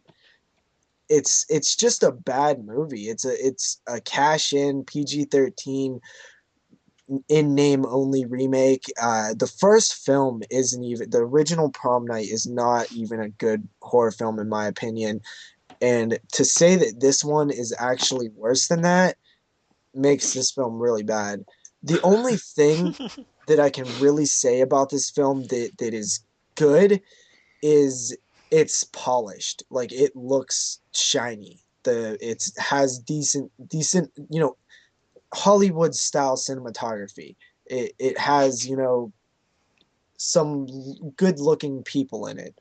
Those are like that's the types of positives I'm reaching for, because there's nothing really interesting about this film at all. Like no gore, no suspense. They try so hard to make this film suspenseful, and it's not at all. This is a terrible, terrible movie. It's a Wait, bad JP. experience. Yes. Can I say something really Yes, quick? you can. Leprechaun Origins, directed by Zach Lefsky, starring WWE star Hornswoggle, will be distributed by Lionsgate in August 2014. August? That was released on January 18th. Wait. Wait. Wait a minute here. That statement was released January 18th? Yep. Does it have good sources? It's from the WWE press release. From the yearly, quarterly fucking thing. Huh. I haven't seen anybody report on that. My understandings was it was supposed to be released in February. It's From been done for so MarketWatch.com. long. From MarketWatch.com. It also states See No Evil will be distributed by Lionsgate in October 2014. So this film, Leprechaun Origins, is not hitting until August. Yeah. This Maybe film that's why must we be haven't seen. completely terrible if they're holding it till August. It's in the sixth paragraph. I sent it to you. It's been done for months. I know. I think they finished filming in like October. Yep, I just read that now. All right, Jeremy, breaking news. Too bad we wasn't live. Yeah. So yeah, I mean, Prom Night, it sucks. I'm done. 4 out of Moodz, 10. Is your dog stop barking now? Yeah, the wife came home, so the dogs went ape shit. Sorry 4 about out that. of 10 for Prom Night. It's bad. 4. Wow, you gave it a 4? Fuck, you're so generous. I am. I'm sorry. My thing is that if the movie is an actual movie and it has all the like standard things you need in order for it to be look good and camera shots and following actors and at least semi decent acting, you have to give it a few points for that alone, right? I mean, to me, below a 3 means that it's just at least it had competent actors. You know what I mean? At least it had competent cinematography. At least it had, the things that make a movie a movie. So there's some films that don't have that. That don't have sound and like the cinematography is terrible and the lighting's bad. Like this had all that stuff. I mean, it's a big budget Hollywood movie, so you have to give it some credit for that stuff because that's where those 4 points come from. Interesting. All right, so This one's kind of a different one here. This is a kind of like a half documentary, kind of half almost like trailer movie. It's called Drive-In Madness. It's released by Subrosa Studios. I have that movie. I'm curious, what would you have rated Prom Night? Oh fuck, man! I don't know. Maybe like 2.5. Really?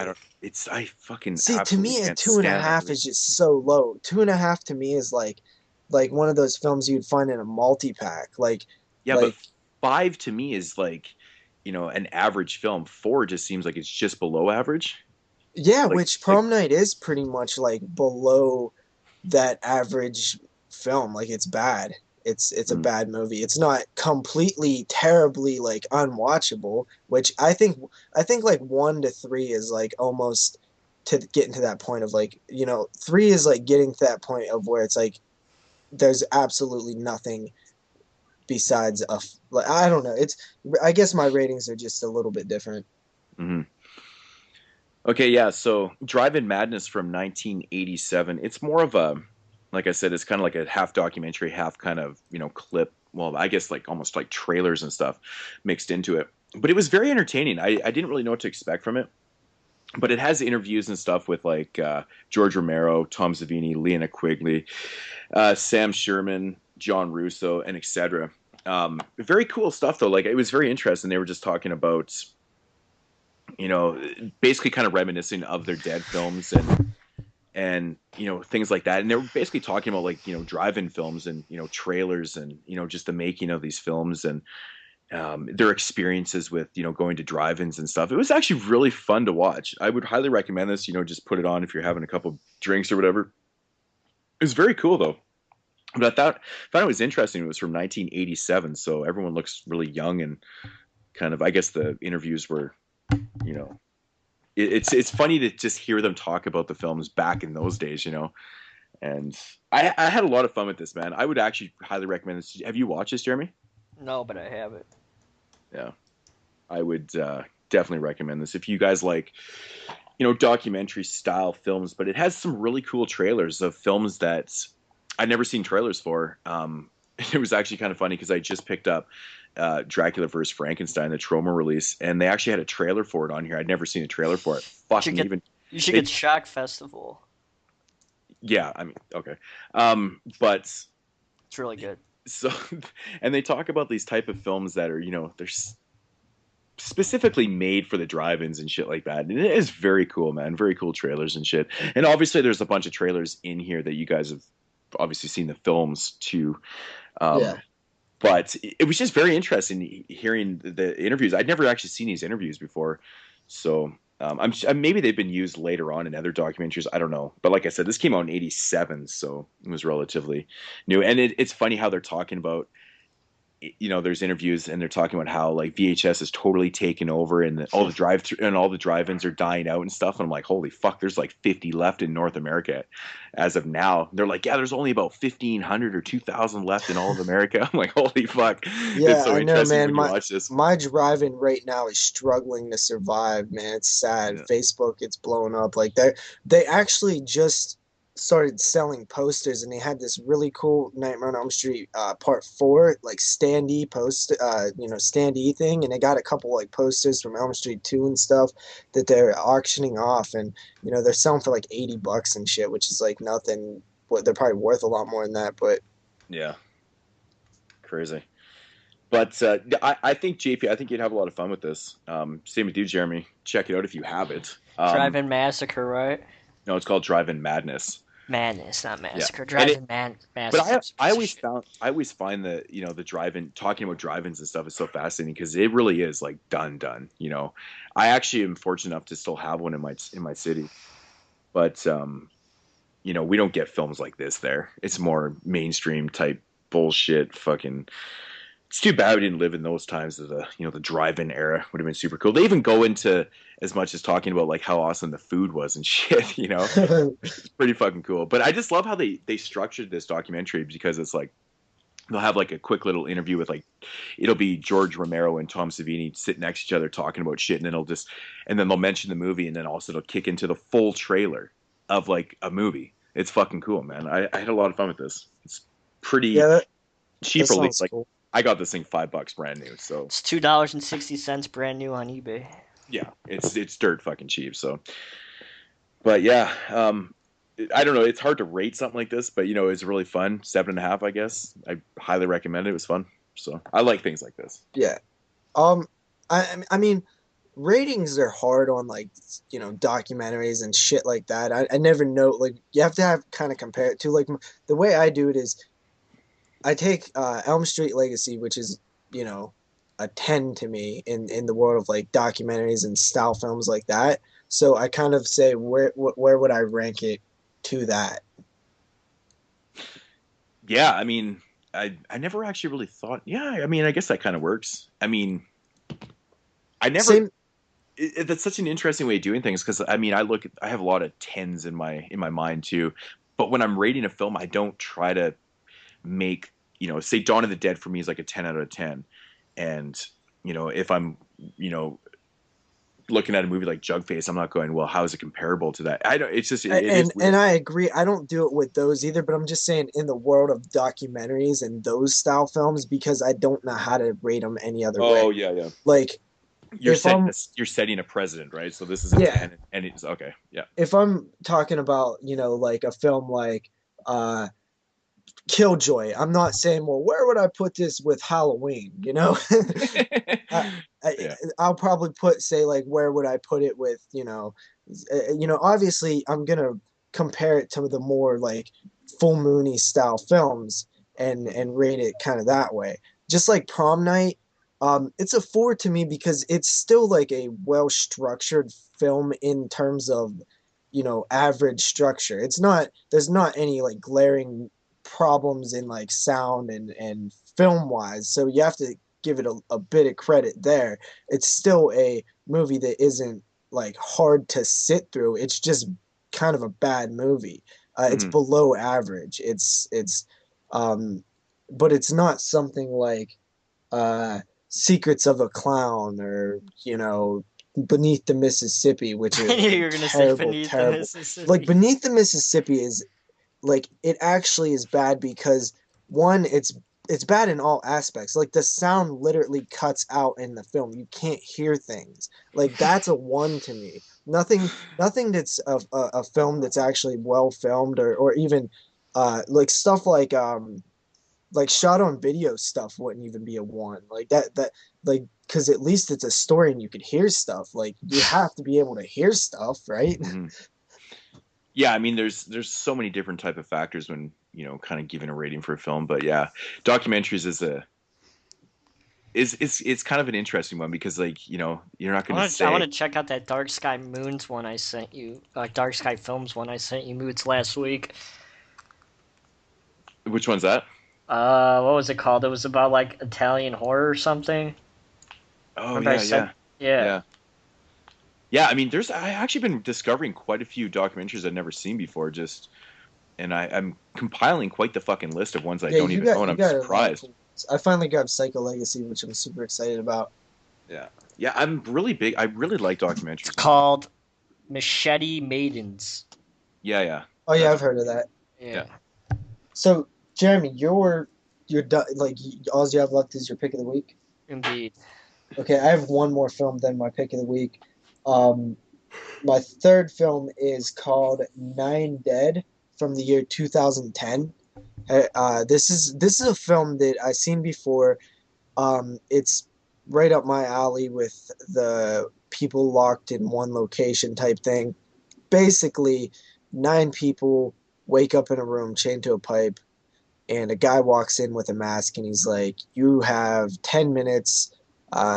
You guys have to figure out why you're here, and every 10 minutes I'm gonna come in, I'm gonna shoot one of you guys, and you either find out why you're here or you guys will end up all dead." But there's also another little trick to where you also have to know why each and every one of you guys is here. So once that person's dead, you pretty much have to use the only information you know about them to solve the rest of the puzzle.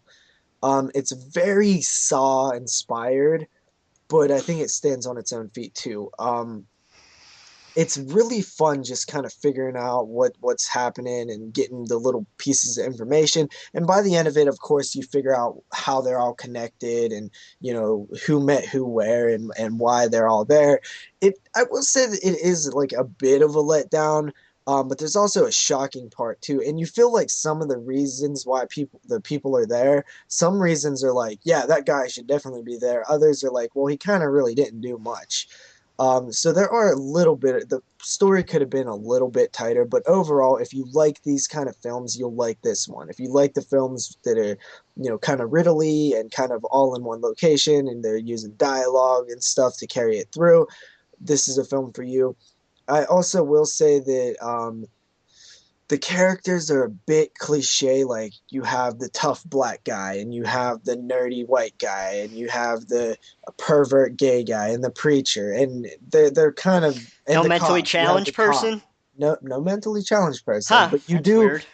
This is very formulaic because instead of the mentally challenged person who can't communicate, you have a person who doesn't speak English, which is the same as the mentally challenged person. They You know what I'm flipped it saying? up on this one. Yeah, it would be the same as putting a deaf person there or something. You know what I mean?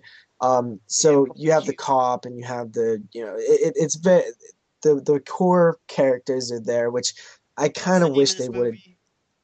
What's up? What's the name of this movie? It's called Nine Dead. Yeah, I don't know it. So it has its problems, but overall, I think it's really fun. It's really entertaining. There's a few things that let you down, but it's very minor letdowns. It's pretty entertaining. If you like these kind of movies, you will probably like this one. I rated an 8 out of 10. I really did enjoy it. I like this film a lot. Interesting. Have you seen it? Nobody's seen it? No. I could have sworn somebody. I would have totally thought somebody would have saw that. So you have it? Yeah. I expect you to watch this by next week. Let me see if I have it on my shelf. Moodz, talk about your one more movie. And also, Jeremy's not going to watch that by next week. This goes before Adam Chaplin, by the way. Oh, here we go with fucking Adam Chaplin. Thanks, JP. That's exactly what I was getting at. I can't believe that you won't watch a film that I've so highly recommended. It's just I know, for like 3 weeks. You know how long it's going to take him to watch Nine Dead? He'll probably watch it by next week. Yeah, I guess I could talk about another one. This movie's from 2003, I believe. Another Sub Rosa Studios release, and it's called The Undertow. It's basically you're kind of generic. It's basically kind of like your generic, slasher type-esque film. And it's basically about these fucking 6 friends that should have said it was put out by Image, JP. I didn't know that it was. Okay. So anyways, it's about these 6 people that are, they're going on like a boat trip, going to, I don't know, they're just going on a fucking canoe trip, basically is what they're doing. Anyways, they get pulled over before they get there, and this local cop obviously does not fucking want these people anywhere near their town and shit like that. And what they do when they have outsiders come into the town, they actually just call up, I guess it's like the mayor's son. He's like this 7-foot tall, hideous fucking dude that wears this bag on his head. They keep him locked in like this, kind of like a cage kind of deal. And they let him out when they need him to do work for them, which is kill the non-locals. So basically, these guys are on this canoe trip and they start getting picked off one by one. Sounds super, super generic. It's super low budget, typical Sub Rosa Studios release and stuff like that. But honestly, this movie actually kind of was pretty good. It's got not the most generic characters in the world, but everyone was kind of decently likable. It has a lot of buildup, which was quite surprising for the film. Like, this movie only runs about 80 minutes long, and there's just a lot of dialogue and a lot of buildup and stuff. You get to really know the characters, which is quite interesting for a film like this. I found it quite fascinating. Maybe a tad too much buildup, but when the killings start happening, people start getting picked off pretty well. And I do like the way they filmed the killer in this. I can't even he's known as the Boy. That's what they call him, the Boy. He's probably obviously not 7 feet tall, but they really did kind of make him look big and shit. But the ending was worth the watch of the film because it was kind of awesome. It was kind of fucking awesome. And usually when I say something like that, you kind of know what I'm leaning towards when I say, for a slasher film, it's not really what I was expecting. But, overall, it was good. It's low budget. Like I said, Sub Rosa Studios release. So I expected this movie to have a lot more comical elements to it and be a little more goofy and silly, but it actually took a serious approach. And it's funny because when I was watching the movie, I was reading one review on this, and it actually said in there that apparently that they were going to make this movie a slasher comedy, but the producers of it wanted to make it a little more serious, and they pretty much made it like a serious film, which is quite interesting in itself. But I do recommend it. It's another movie that you can get for a couple bucks, brand new. It's super cheap. Like I said, it's Sub Rosa Studios. So, but yeah, I don't know if you're a fan of these low budgets. I recommended the Undertow. It was actually pretty good. So, yeah. That's like 9 Dead. I also got for like $2. It's really cheap. Yeah, I love when a movie like this, you're not really expecting anything from it until it turns out to be so much better. If I had to rate it, probably give it, a 7 out of 10. I mean, it's not like blow your fucking mind or nothing, but it was more surprising than anything. And I really enjoyed the ending. I thought it was quite well done. And the biggest surprise to me was but just not having those super, super cliched characters that are so annoying and hideously unlikable. You know what I'm saying? So it made the movie a lot more enjoyable to watch. And the buildup was quite surprising. I couldn't believe that, there wasn't killings every fucking 3 minutes in the film with, but it was good. It was good. Okay. We're going to do our pick of the week now. Sure. We have enough time? Yeah. Okay. So my pick of the week, I guess I don't want to talk about it too much because we'll be doing this as a theme week coming up. But my pick of the week is Inhuman Resources, put out by Fangoria Presents.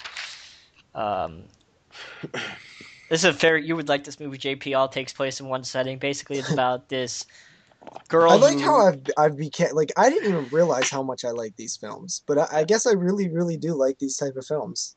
So awesome. This chick looks exactly like Danielle Harris. Could play a Danielle Harris body double for sure. So she is at this job interview or at this job, and she's waiting for an elevator, and she opens up and she sees this decapitated woman and this guy holding an axe, and this guy gets framed for the murder and gets sent off to an insane asylum. So fast forward, this girl doesn't have a job, so she's doing that titty show thing on the internet where you titty show thing? But you go on the live cam girls thingy, you know what I'm talking about? They have like live cams of chicks fucking doing shit. Do I know what you're... Yeah, do you know what I'm talking about? Yeah, there's naked girls on the internet. Of course I know what you're talking about. It's like a live web show thing. Yeah, I get you. Yeah, it's like an internet peep show kind of thing. Yeah. So she's doing this, you just made it sound pervy. That's what they're literally called peep shows, though. Yeah, I think. Yeah. So there's a whole bunch of them, but anyway, she gets kidnapped by this guy and chained to this desk with 5 other people, and their task is to try and prove that guy is innocent. And if they, screw up or anything like that, they get a tally on their forehead, and once they get 5 tallies, 5 screw ups. Dude, I just heard somebody talking about this today, like outside of like YouTube, and I never hear people talk about horror films outside of YouTube. Yeah, it's really, really fucking fun, interesting movie. Original a little bit. I liked it a lot. I thought it was a lot of fun for what it was, and I'll give it an 8.2 out of 10. 8.2? Yeah, it's good. I actually had to pause there for a second. I thought did he just say 8.2? Like, it took a second to hit me. I was like, oh, 8.2? Yeah, I would give it an 8, but I didn't want to rate it. I wouldn't rate it higher than Dead Hooker in the Trunk. It's about the same. So I guess I would give it an 8. It's on the same level as Dead Hooker in the Trunk. That's kind of much like how You know, 8 is kind of a high rating for 9 Dead, but it's my kind of movie, so it's like I wouldn't say that the average person might say it would be an 8, but it's the type of movie I like. Mm-hmm. So is that it for And human resource? We'll talk about that in a few shows in a few weeks. Yeah, okay, so my pick of the week, I had to make this my pick of the week, man, because honestly, this was the highlight of my week. I really did love this film. It's Ticks from the year 1993. Ticks is a film that I watched a few times growing up. It was on the Sci-Fi Channel back when it was not SYFY, when it was, actually spelled out like sci-fi. Um, and Sci-Fi used to put on good movies. Like they used to show like good shit and not just, giant cockosaurus versus like Octopussy or something. Um, Ticks is about a marijuana field that is using these like growth hormones that gets on these like tick larvae, and the ticks basically grow. Now it has a very like 80s style plot. So these ticks get giant and they basically infest the wilderness, which it turns out that there's this troubled teens group going into the wilderness to rehabilitate their badness. You have a young Seth Green in this film, and the highlight character is Carlton. Alfonso, I believe his name is. Alfonso Carrero. And dude, first of all, his name is Panic because he never does. He's this hardcore. So awesome. I love that line. It's my favorite line in the movie. He's like, they call me Panic because I never do. And so good. He's trying to play this like, hardcore, street kid. He's a street kid, and but the performance. There's an episode of The Fresh Prince of Bel-Air where Carlton hangs out with Jazzy Jeff, and he gets all gangster all of a sudden, and his performance is like Carlton playing that gangster character. It's so funny, man. It is, you have to see it. It's just something you need to see in your life if you're familiar with Fresh Prince at all, which I am. And besides that, the film itself is it's so much fun. The practical effects just kind of blew me away. For 1993, the ticks look like giant ticks. Like they actually look like giant ticks. They like, it all works so well. There's some great gore. They kill a dog, which was sad. And Yeah. the acting is, it's not great or anything. It's kind of bad. You got a Clint Howard in there.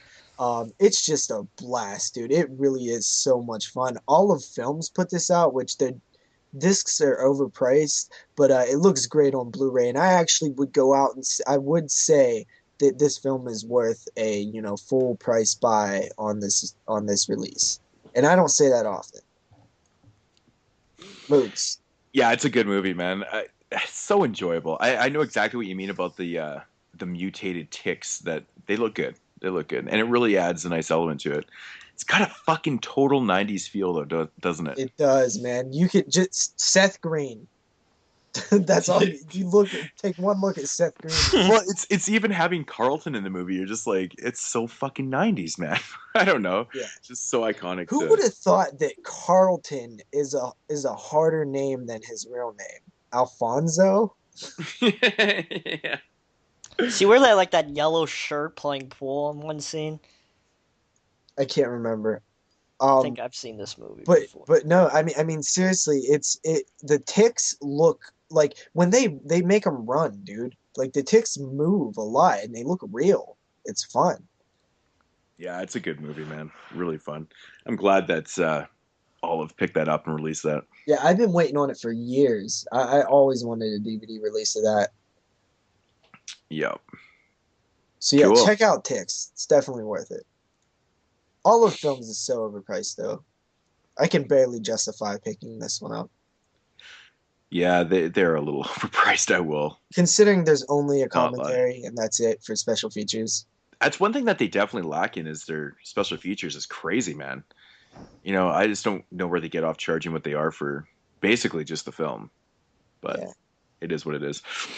So, what did you rate that one? Ticks, I give an 8 out of 10. 8 out of 10. What would you rate it? Probably the exact same. 8 out of 10. Nice. Yeah. All right. So is that it for Ticks then? Yes, it is. All right. So my pick of the week is going to be a film from 2000. Well, we got the release in 2013. I think this movie may have been shot and even came out in Switzerland in 2010 or 11 or something. But the point is, it's brand new to us. Never heard of this film before. And it's called Senatunchi.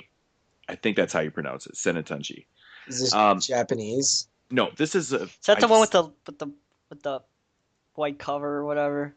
This is the one I posted on our Facebook page. Yeah. Oh, okay. Yeah, this movie's been getting a shit ton of buzz. Yeah. And it was one I didn't get around to checking out last year, and I really wanted to because I kept hearing from a lot of people that it was so good and different, and it was also the very first horror film released out of Switzerland. Wait, what? Yes, the very first horror film ever to come out of Switzerland. That probably really? has that's what it's known as. So, how old is this thing? Jesus Christ, JP, you not listening? You already said. It's 2013. I think it may have came out in Switzerland in like 2011 or something. Get your shit up, man. Is there really not another horror film from Switzerland? Apparently not. I didn't do too much research, but that's the consensus and the buzz about it. So maybe we're talking major, distribution. This is like the very first one ever to come out of there. So, but anyways, it's called Senatunchi. Don't get snappy at me, Jeremy. But this movie is a really, really hard movie to talk about, based on, I don't want to give spoilers away and shit like that, but basically the basic premise of the film is it does start in the present day, basically with a crime scene, and it jumps right back into where it takes place in 1975. The whole movie takes place in 1975, and basically it starts out with this girl, this mute woman. This police officer finds her kind of wandering around in the city and stuff like that. And everyone's all freaking out and stuff because they just had what they think, well, they don't actually think it's murder, but this priest had killed himself and stuff like that. But the local people were kind of blaming this potential Senatunchi. The myth behind what a Senatunchi is that it's someone that you can basically, you make a woman out of straw, and it's kind of given to you by, it's given life by the devil. So it's basically like an evil presence. So if you make this woman out of straw and stuff like that, she could possibly come real and stuff like that. That's the whole myth behind of what the folk or the town folk think that she is. So anyways, she comes fucking down from the hills, all beat to shit, all looking like shit. She can't talk, and all the town folk are freaking out and stuff, and they think that's what she is. Anyways, this police officer takes upon himself to, kind of take her in and treat her like she's normal and stuff. He believes that she's not evil and stuff like that and whatnot. And, he's really trying to prove this to the town folk that, she's not responsible for all the bad things and all the evil that's been happening in the city and stuff like that. And no one's buying it. And it actually, even turns out not to be the greatest thing for him for defending her. But anyways, this movie's kind of done in like sections, and then you got like another section of the film where you've got another mute kid and his father and this guy that's running from the law. They live up in like the Swiss Alps mountains and stuff like that. And this guy's like he makes absinthe actually up there and stuff. And they live kind of like that weird, like secluded life and shit like that. But anyways, one particular night they actually make a Senatunchi and shit like that. And this girl just happens to be running up there. She kind of escaped from the city and stuff, and they think that they conjured her up kind of thing, right? Well, anyways, they take her in and they start doing nasty shit to her, like having sex with her and just doing crazy shit and stuff. And that sounds like that girl. Well, it's not like that girl at all, actually. Do you understand what I'm saying, though? Totally. I understand. But this girl is free. Like, she's basically free. Like, she's not tied up or anything like Dead Girl, but I don't really want to go any further with the plot because this is a really hard one, and you could probably talk about this movie fucking all night. My thoughts on this one is the most beautiful cinematography I've seen in a film in a long time. It's so well shot. The structure of the story is really cool how it's done. It does leave some things to the imagination to a point, I guess. I guess this kind of depends on how you take the film. The ending is very intriguing. It does get you thinking. There's some really fucking awesome twists and turns in this one that I really didn't see coming at all. I would highly, highly recommend this. I wish I had seen this movie in 2013 because it would have made my top 10 list fucking hands down. It's actually one of the best movies I've seen in a long time. What's the name again? It's called Senatunchi. Just look on the 22 Shots of Moods and Horror Facebook page. I posted a picture of it. Is that the one you put? I think I might have added that to my wish list already. There's only a US release, DVD release, but you have to import it if you want the Blu-ray. So yeah, I have the Blu-ray. Does anybody remember that film called Hell?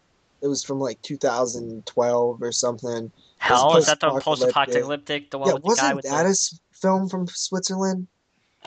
I don't know. I have no idea. But anyways, the movie, I could not recommend this enough. It's one that you really have to see for yourself. It's a hard movie to review because without giving spoilers, I give you that. Once you guys see this movie, you'll totally understand why. But it's just so beautiful. The acting, the girl that plays, the Senatunchi does a really good job, and she's mute. She doesn't talk throughout the whole movie. She's fucking beautiful. She does a really good job. She's very believable in her role. I think everybody in this movie does a really good job. Just all around brilliant. I love the structure of the film. I thought it was great. And the thing is, this movie runs just under 2 hours. It's about 118 minutes long. It does not fucking feel that long at all, which is such a good thing. It's such a bonus. Generally when you see a horror film that's running, 2 hours, you're going, fuck, what the hell subtitled? Is this? For sure, yeah.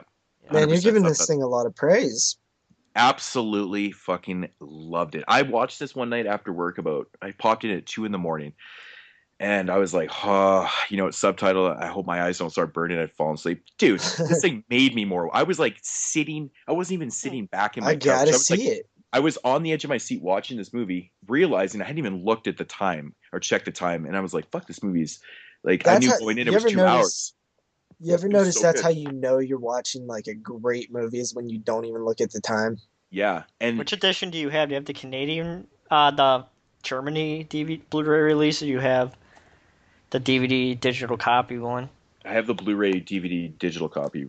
All right. I was having a little bit of technical difficulties, so I was having trouble hearing certain things. But I believe you said that it was like the best film shot this year that you've seen. Oh man, if we had a cinematography, I don't think we had a cinematography category in our thing. I think we did. Did we? Oh, I gave it to Stoker. That's why I was curious, because I was like, I wonder if it was better shot than Stoker. I need you to see Stoker so we can find this out. Well, it's interesting that you say Stoker because I don't know if you guys watch Horseball, his award show that he does every year on his channel. I did not. The nominees for the best cinematography in a 2013 horror film were Stoker and Senatunchi and a couple other ones. And I think Senatunchi might have won. I can't remember. But Stoker may have won also. I can't remember. But anyways, the point is, if they're being nominated, they're definitely well shot. But this movie is really, really well shot. And the Blu-ray looks so great. Like, honestly, dude, the mountains and like the way the overhead shots, and they did a really fucking good job with this, man.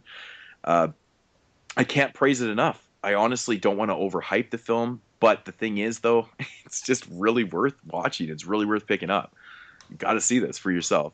It's like I said, it's a hard one to fully review because there's a lot of things in it that you don't want to say, and it's one that you might need to watch twice. I'm not gonna lie. That's when I was talking about Stoker. It was very similar. I didn't want to say like anything. Yeah, this is one movie that I don't want to ruin anything. I just want you to get the basic premise of it. And fuck, man, it's definitely worth it. I'm so glad that I got recommended this film. They're like, you have to check this out. And I'm like, yeah, okay, cool. As you was talking about it, I honestly kept thinking of Stoker. Like, because a lot of the things you said about why it was good, like, I also thought the same way about Stoker. I'm like super interested in this film now. I want to really get it soon. Yeah, if I had to rate this one, I'd probably, man, I didn't really think about the rating, but it gets a really, really high one. I think I'd probably give it 9.5 out of 10. It's just really good. It's really well done, and like it has all the things that I like in films. It's got just, I love cinematography, man. Cinematography is one thing that just, for a film like this, if it was poorly shot, I think it would have hurt it big time because of the setting of it. But it's just so fucking good. One more time, how do you pronounce this? I think it's pronounced Senatunchi. Dude, I'm never talking about this film because I'm gonna sound like an idiot. I think it literally is, because when I'm watching the movie, and it's obviously subtitled, but they say the word Senatunchi and it comes out like that. So I think that's how it's pronounced. It's a long fucking word, but if you really look at it and then say it a couple times, I think it kind of makes sense. So I'm pretty surprised that Switzerland hasn't done a horror film before. Yeah, I mean, that was the exact thing that I thought too. Once I heard it, I was like, yeah, it's like the very first, major horror film out of Switzerland. I imagine they've had films there that have just stuck there. No one knows about them. But this one we know about, right? And I think that's what it's more based on, is that it is the first major film to get out there and actually get like a real distribution deal. Because if we're buying it, if I'm sitting here talking about this and watching it in my house in Canada, that's something else. So yeah, it must. I think actually thinking back now, Hell might have been German. Yeah, I think, you know what? Come to think of it, I think Hell is German. Okay. So, yeah. So yeah. Great pick of the week. I think you blew me and Jeremy's away. Oh, yeah. Ranted about that for like 10 minutes, man. Yeah, it's really, really good. I wish you guys have seen it so we could talk about it, but I mean, it's $19 on eBay. I don't know. Yeah, dude, I'll probably wait for the price to drop a bit. I don't think it's going to drop, JP. I think it's going to be one of these releases, man, that if you don't grab soon, it might just not be around anymore. I don't know. I don't know the company that well. It's like invisible. Yeah. I don't know. That kind of scares me a little bit. And I will say it does come with a really, really nice slipcover. So, but yeah. Anyways, guys, I can't recommend it enough, and I'll leave it there. All right. So we're gonna continue with our discussion on House of the Devil. Yes, House of the Devil. House of the Devil. All right. By Ty West. Ty West. Should we talk about the story, or should we just hop right into the discussion? What year is House of the Devil? 2011? Really? Was that current? No, House of the Devil came out in... I was thinking 2009, 2008. No, I don't think it's that old. 2009. I think it's 2000. I was going to say, I think it's 2009. Yeah, 2009. It's old. Okay. So... you know what? We'll just do it this way. Per IMDb, in the 1980s, college student Samantha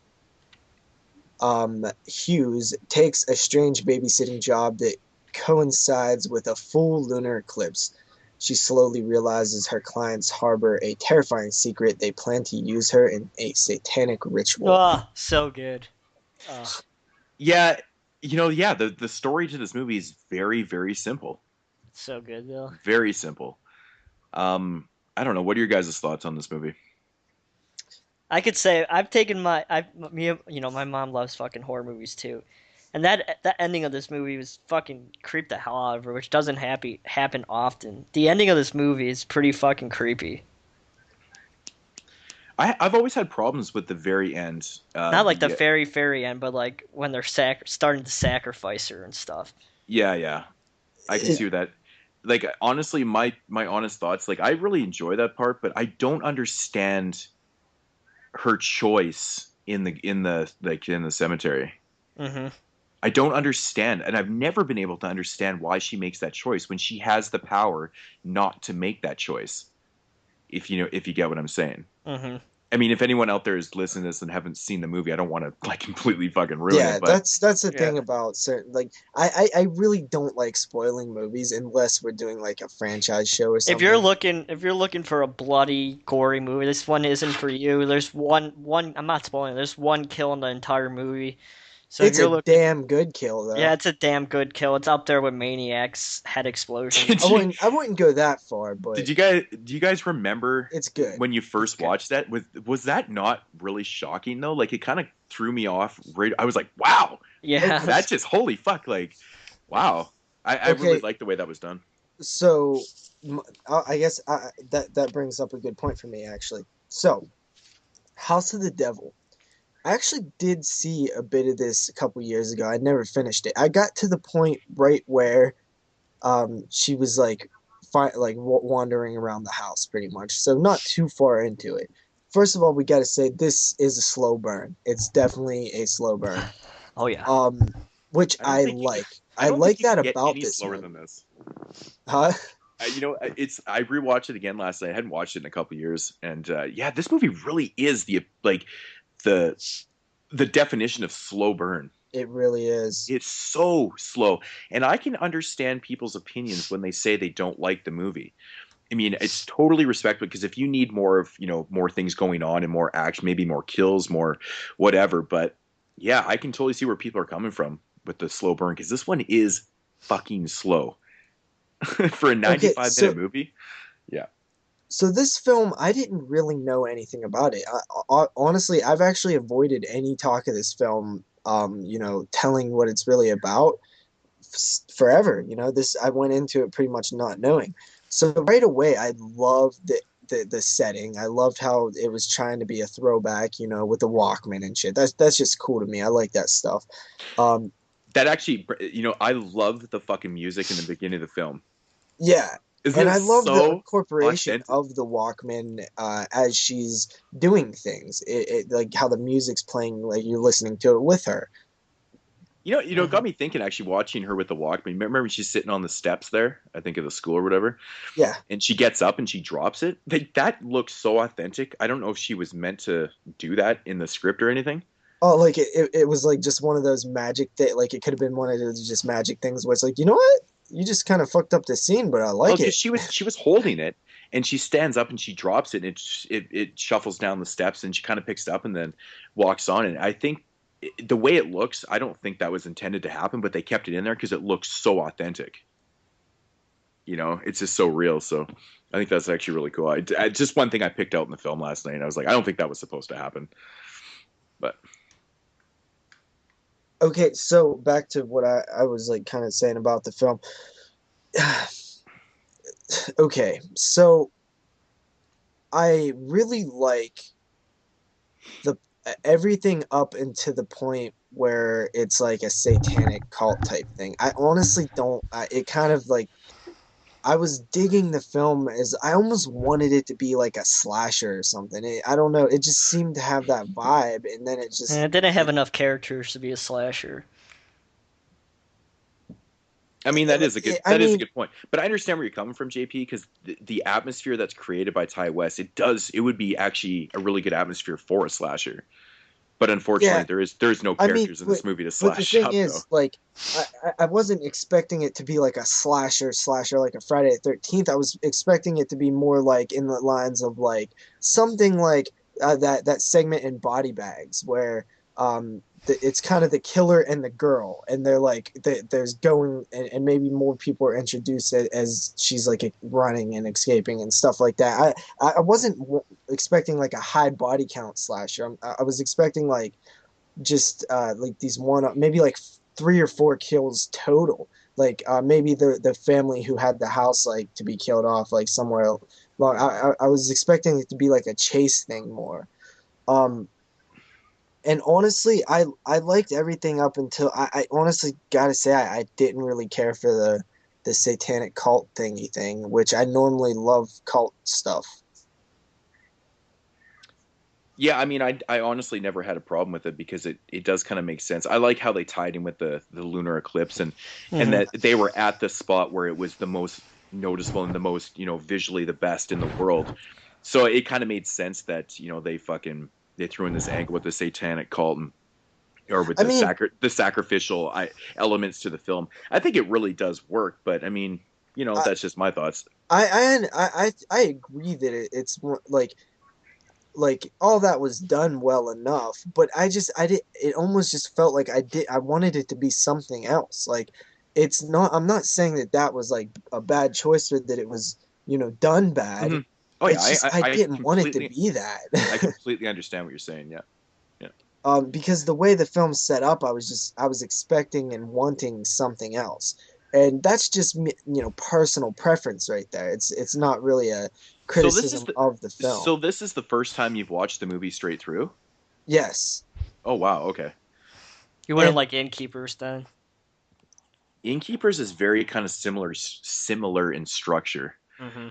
Well, that's the thing. I really liked the structure. Like I liked following. I had a lot of fun following the girl through the house and just all the slow, creepy. Like the doorbell rings and it's a pizza guy. Like I liked all that stuff. I was having fun following her, kind of snooping around the house. It really took me back to that feeling of maybe being at somebody's house for the first time, and all of a sudden you're there by yourself and you're kind of just walking around, like looking at stuff. Like I liked all that.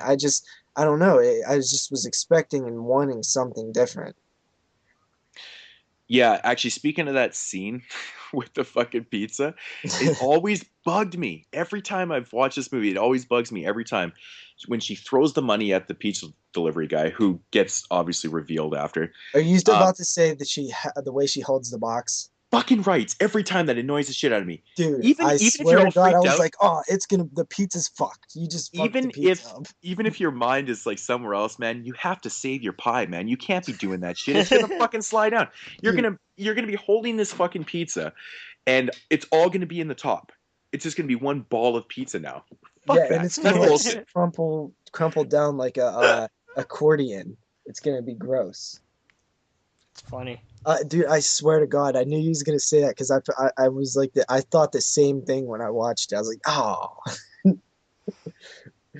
But honestly, I gotta say I'm not a huge fan of this film, and it's not necessarily anything that the film did wrong. It wasn't for me. It wasn't what I wanted it to be. But I will say everything up into those points where you like find out it's like a cult and stuff, and it's I like all those moments, and that kill that you're talking about, man.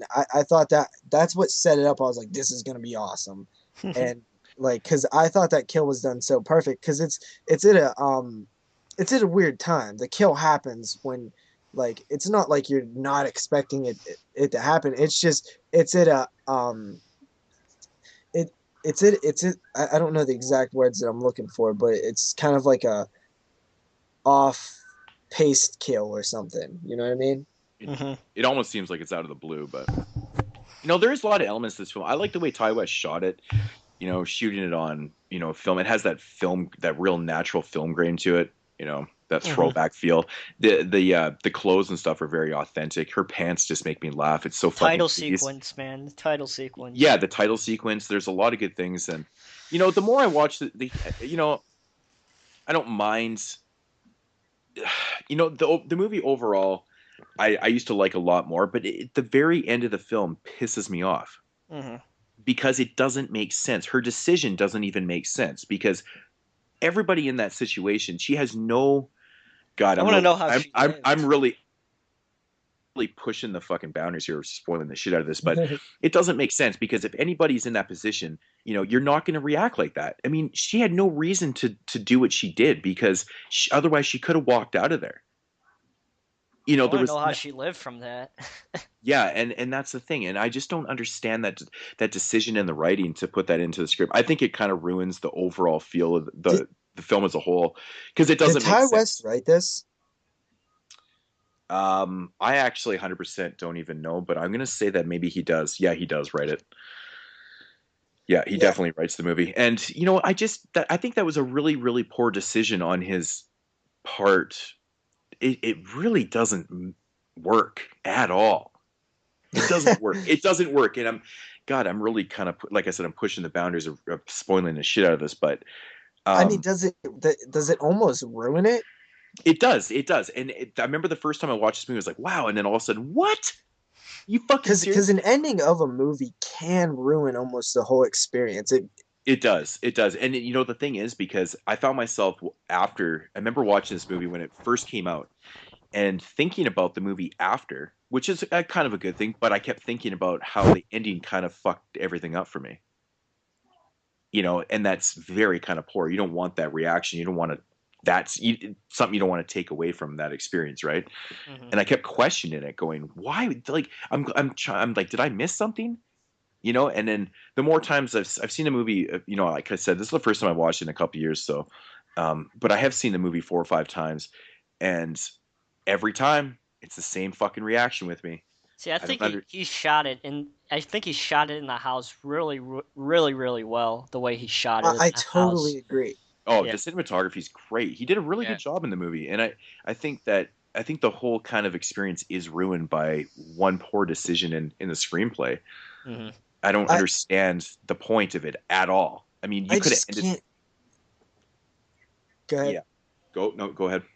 I just can't like shake the feeling that I wanted this to be something different. Like, I know you said, Jeremy, there wasn't enough people to like for it to be a slasher, and I'm not necessarily talking about a body slasher count with a body count, but like a killer and a girl type of thing. And you can always add bodies, a police car, or that could be one or two. Yeah, I've seen that shit too many times. I know that we've seen it too many times, but honestly, dude, the other stuff isn't that original either. I mean, I've seen that a bunch of times, but it just seemed the film was set up so well to be the type of film that I'm talking about.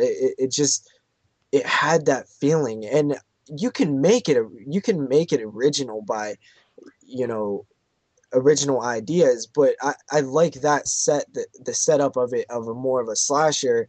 I don't know, man, I just like slashers, and I think because you don't see a lot of the throwback style slashers anymore, like the Sleeper comes to mind, but I just think that this one would have worked really, really well if they could have they just would have needed a creative killer, because really it's not about the kills in this film or anything. The one kill was powerful enough. It would have been about the character and the tension and the slow burn type of thing going on there. I really would have liked it. Yeah. So, anything else? No, I honestly don't have much to say about this film. Actually, I do want to say something. I forgot to mention one thing. I really like the cast in the film is actually quite. You got a lot of fucking Tom Noonan, for instance, who plays the guy that he takes. The guy that hires her to do the babysitting. Tom Noonan is so good in this movie for the little amount that you get to see him, but the way he's coming off, he's so fucking genuinely creepy, but like kind of likable at the same time. It's like, it's really odd how he plays it off. I think the acting was just so well done. Dee Wallace is in it for a small part, and then Mary, what's her name? Shit, I always forget her fucking name. But anyways, doesn't matter. But I really just wanted to talk about Tom Noonan, though. I thought he was just fantastic. You guys agree that he was really good in it? Oh yeah, totally. This film, to me, I don't know, man. I don't even know I'm like so confused with my thoughts right now. Like, this is a hard film to talk about for me. But you can't agree that Tom Noonan was good, though, right? Who's Tom Noonan? The old guy. The old guy, the guy from Manhunter and shit. And like a bunch of I thought everybody was actually really good. Like I did like everybody, and I liked all the shit where she's wandering around the house until the whole cult thing comes into play. Like, I really was into it. I'm trying to think, what is the lady's name from The Devil's Reject? She's in this one too. The mom. I can't. I don't know. Fuck. It doesn't matter. Anyway, she's in it too, and briefly, but yeah, I don't know, man. I think it's like it's not a bad film, and this is the one thing about Ty West movies that he's been critically acclaimed, or not acclaimed, but criticized for, is that he does have a really good 90% of a movie, and then the ending always shits the bed. I can totally see where people are coming from. Like, I don't mind, like I said, the whole devil worship thing, but it's the very end of the movie that really fucking hurts it for me, and really drops it down a lot of notches in my ratings for it too. But it does have a lot of good elements. Pretty decent music in the beginning. very authentic looking for, you know, early 80s type film. I love the clothes. Her pants just crack me up, like I said before. Yeah, It's just hilarious, but it's very authentic, and I do praise Ty West for, you know, making the film actually feel very authentic, but it's just, and you know, screenplay is a big fucking part of your movie too, man, and you got to have the right elements, and don't confuse people with stupid fucking very endings like that. It doesn't make sense. Also, another thing about my wishing it would have been a different movie, it didn't necessarily have to be a slasher either. I just was expecting something else. Like I was expecting something more creepier, or like there could have been so many different ways you could have took this story with that setup, with the setup of this girl wants to, you know, is struggling in college, finds the you know number, calls this people, kind of lie to her a bit. That's creepy right away, you know. Yeah. And it just seems like there could have been something more original and dark, like hiding in that house. Like it just, to me, I just wanted something else. Mm-hmm. Yeah, totally, man. I mean, am I like? understand Can where you you're going guys kind of understand where I'm coming from? Like, I don't know, man. It just I literally just said I know exactly where you're coming from. Like, I mean, I've thought of this movie in so many different ways, and I understand a lot of people's opinions and thoughts on it, and it makes a lot of sense. You know, I mean, I feel like I'm being a negative Nancy here. it's not my favorite film, but you know, I feel like I'm complaining and bitching too much. I don't know. it's fine. You know, it's just being honest. You are. Don't say anything. My mood swings is me bitching constantly. That's all. Yeah, but that's like a fun bitching. To me, it just feels like I'm putting down something, and I don't know. No. I don't know, man. It's just like I guess it just comes down to I wanted something else. It's not like you didn't mention the things that you did like. You know, there is things that you like, and maybe there's just more things that you dislike. So it's not a big deal. I'll be honest, dude. By the time it started getting to the cult stuff, I kind of fell out of it a bit. That's why I didn't comment much on the ending and stuff, because I honestly I wasn't engaged anymore. Yeah. And that kind of sucks, dude. It really does, because I wanted to like that film a lot. Okay, so Jeremy, what do you rate this film? I'm gonna give it a 7.5 out of 10. JP? 6. Yeah, I give it 6.5. So very much in the same kind of ballpark. I give it a lot of props for like the authenticity of the film. It just looks and feels like it should have been in that time, which is a big deal for me. So I mean, you know, I feel like it's okay. I gave a piss poor review, man. I don't know, man, dude. It's just like I wanted to. It feels like I want to like this film for some reason, man. I don't know what because it starts off. It's like the film I should like. It's like that throwback thing that I'm always saying I wish people would do, and like I'm like mad at myself for not liking it. You know what, man? I mean, I like we've all had these experiences where we wanted to like something more than we didn't. Bloody Homecoming. You basically have to accept the fact that we're not going to like everything that we think we're going to like, and maybe vice versa. You know, maybe you're like, why do I even like this movie? You know, who knows? It works either way, right? And I think this is a good movie because it's so split. I think there's a lot of people that either just they really like this movie or they really don't. Yeah, you know? and it's a thing where I do like the movie, and I do appreciate the stuff that I like. I really like, you know what I mean? So I have to give it above average just based on that alone, because like I'll watch the first, you know, half hour of the movie and really be into it. Mm-hmm. Yeah. Yep. I feel that. Right. So that is our discussion on. Wait, sorry, JP. I was just gonna say, I might be giving away 2 copies of House of the Devil, but no, I'm just kidding. I'm kidding. I'm keeping a copy because, you know. Yeah, it's funny. All right. So thank you, everybody, for listening to episode number 9, the 22 Shots of Moodz and Horror podcast. I am your host, NESRuler22. You can follow me on my channel at youtube.com/NESRuler22. Follow my co-host, JP, aka the man who hates Pee Wee Herman, at youtube.com/doubleshotj. And you can follow the man himself, Moodz616, over at his channel that you're on right now, youtube.com/Moodz616. So, of course, next week I'm having a mental block of what film we're going to discuss, but you can actually, it's related to the top 5 ghost films of all time. Okay. So, yes. I know what I'm not going to say. Okay, I remember now. It starts with an E, right? Yeah. Yep. Okay. So, once again, thanks everybody listening. to the 9th episode of 22 Shots of Moods and Horror. Everyone enjoy their Super Bowl if you watch it, and we should talk to you guys What's again. your guys' picks? Oh, man, are we really going to do this? Seattle. Really quickly, just throw them out. Seattle. Denver all day. And also be sure to check out thedevilseyes.com. Yes, devileyes.com. Thank you guys for hosting our podcast every single week. We all appreciate that one. So once again, guys, thanks again for listening, actually, and we'll talk to you guys again next Saturday, or next Monday, actually. So peace.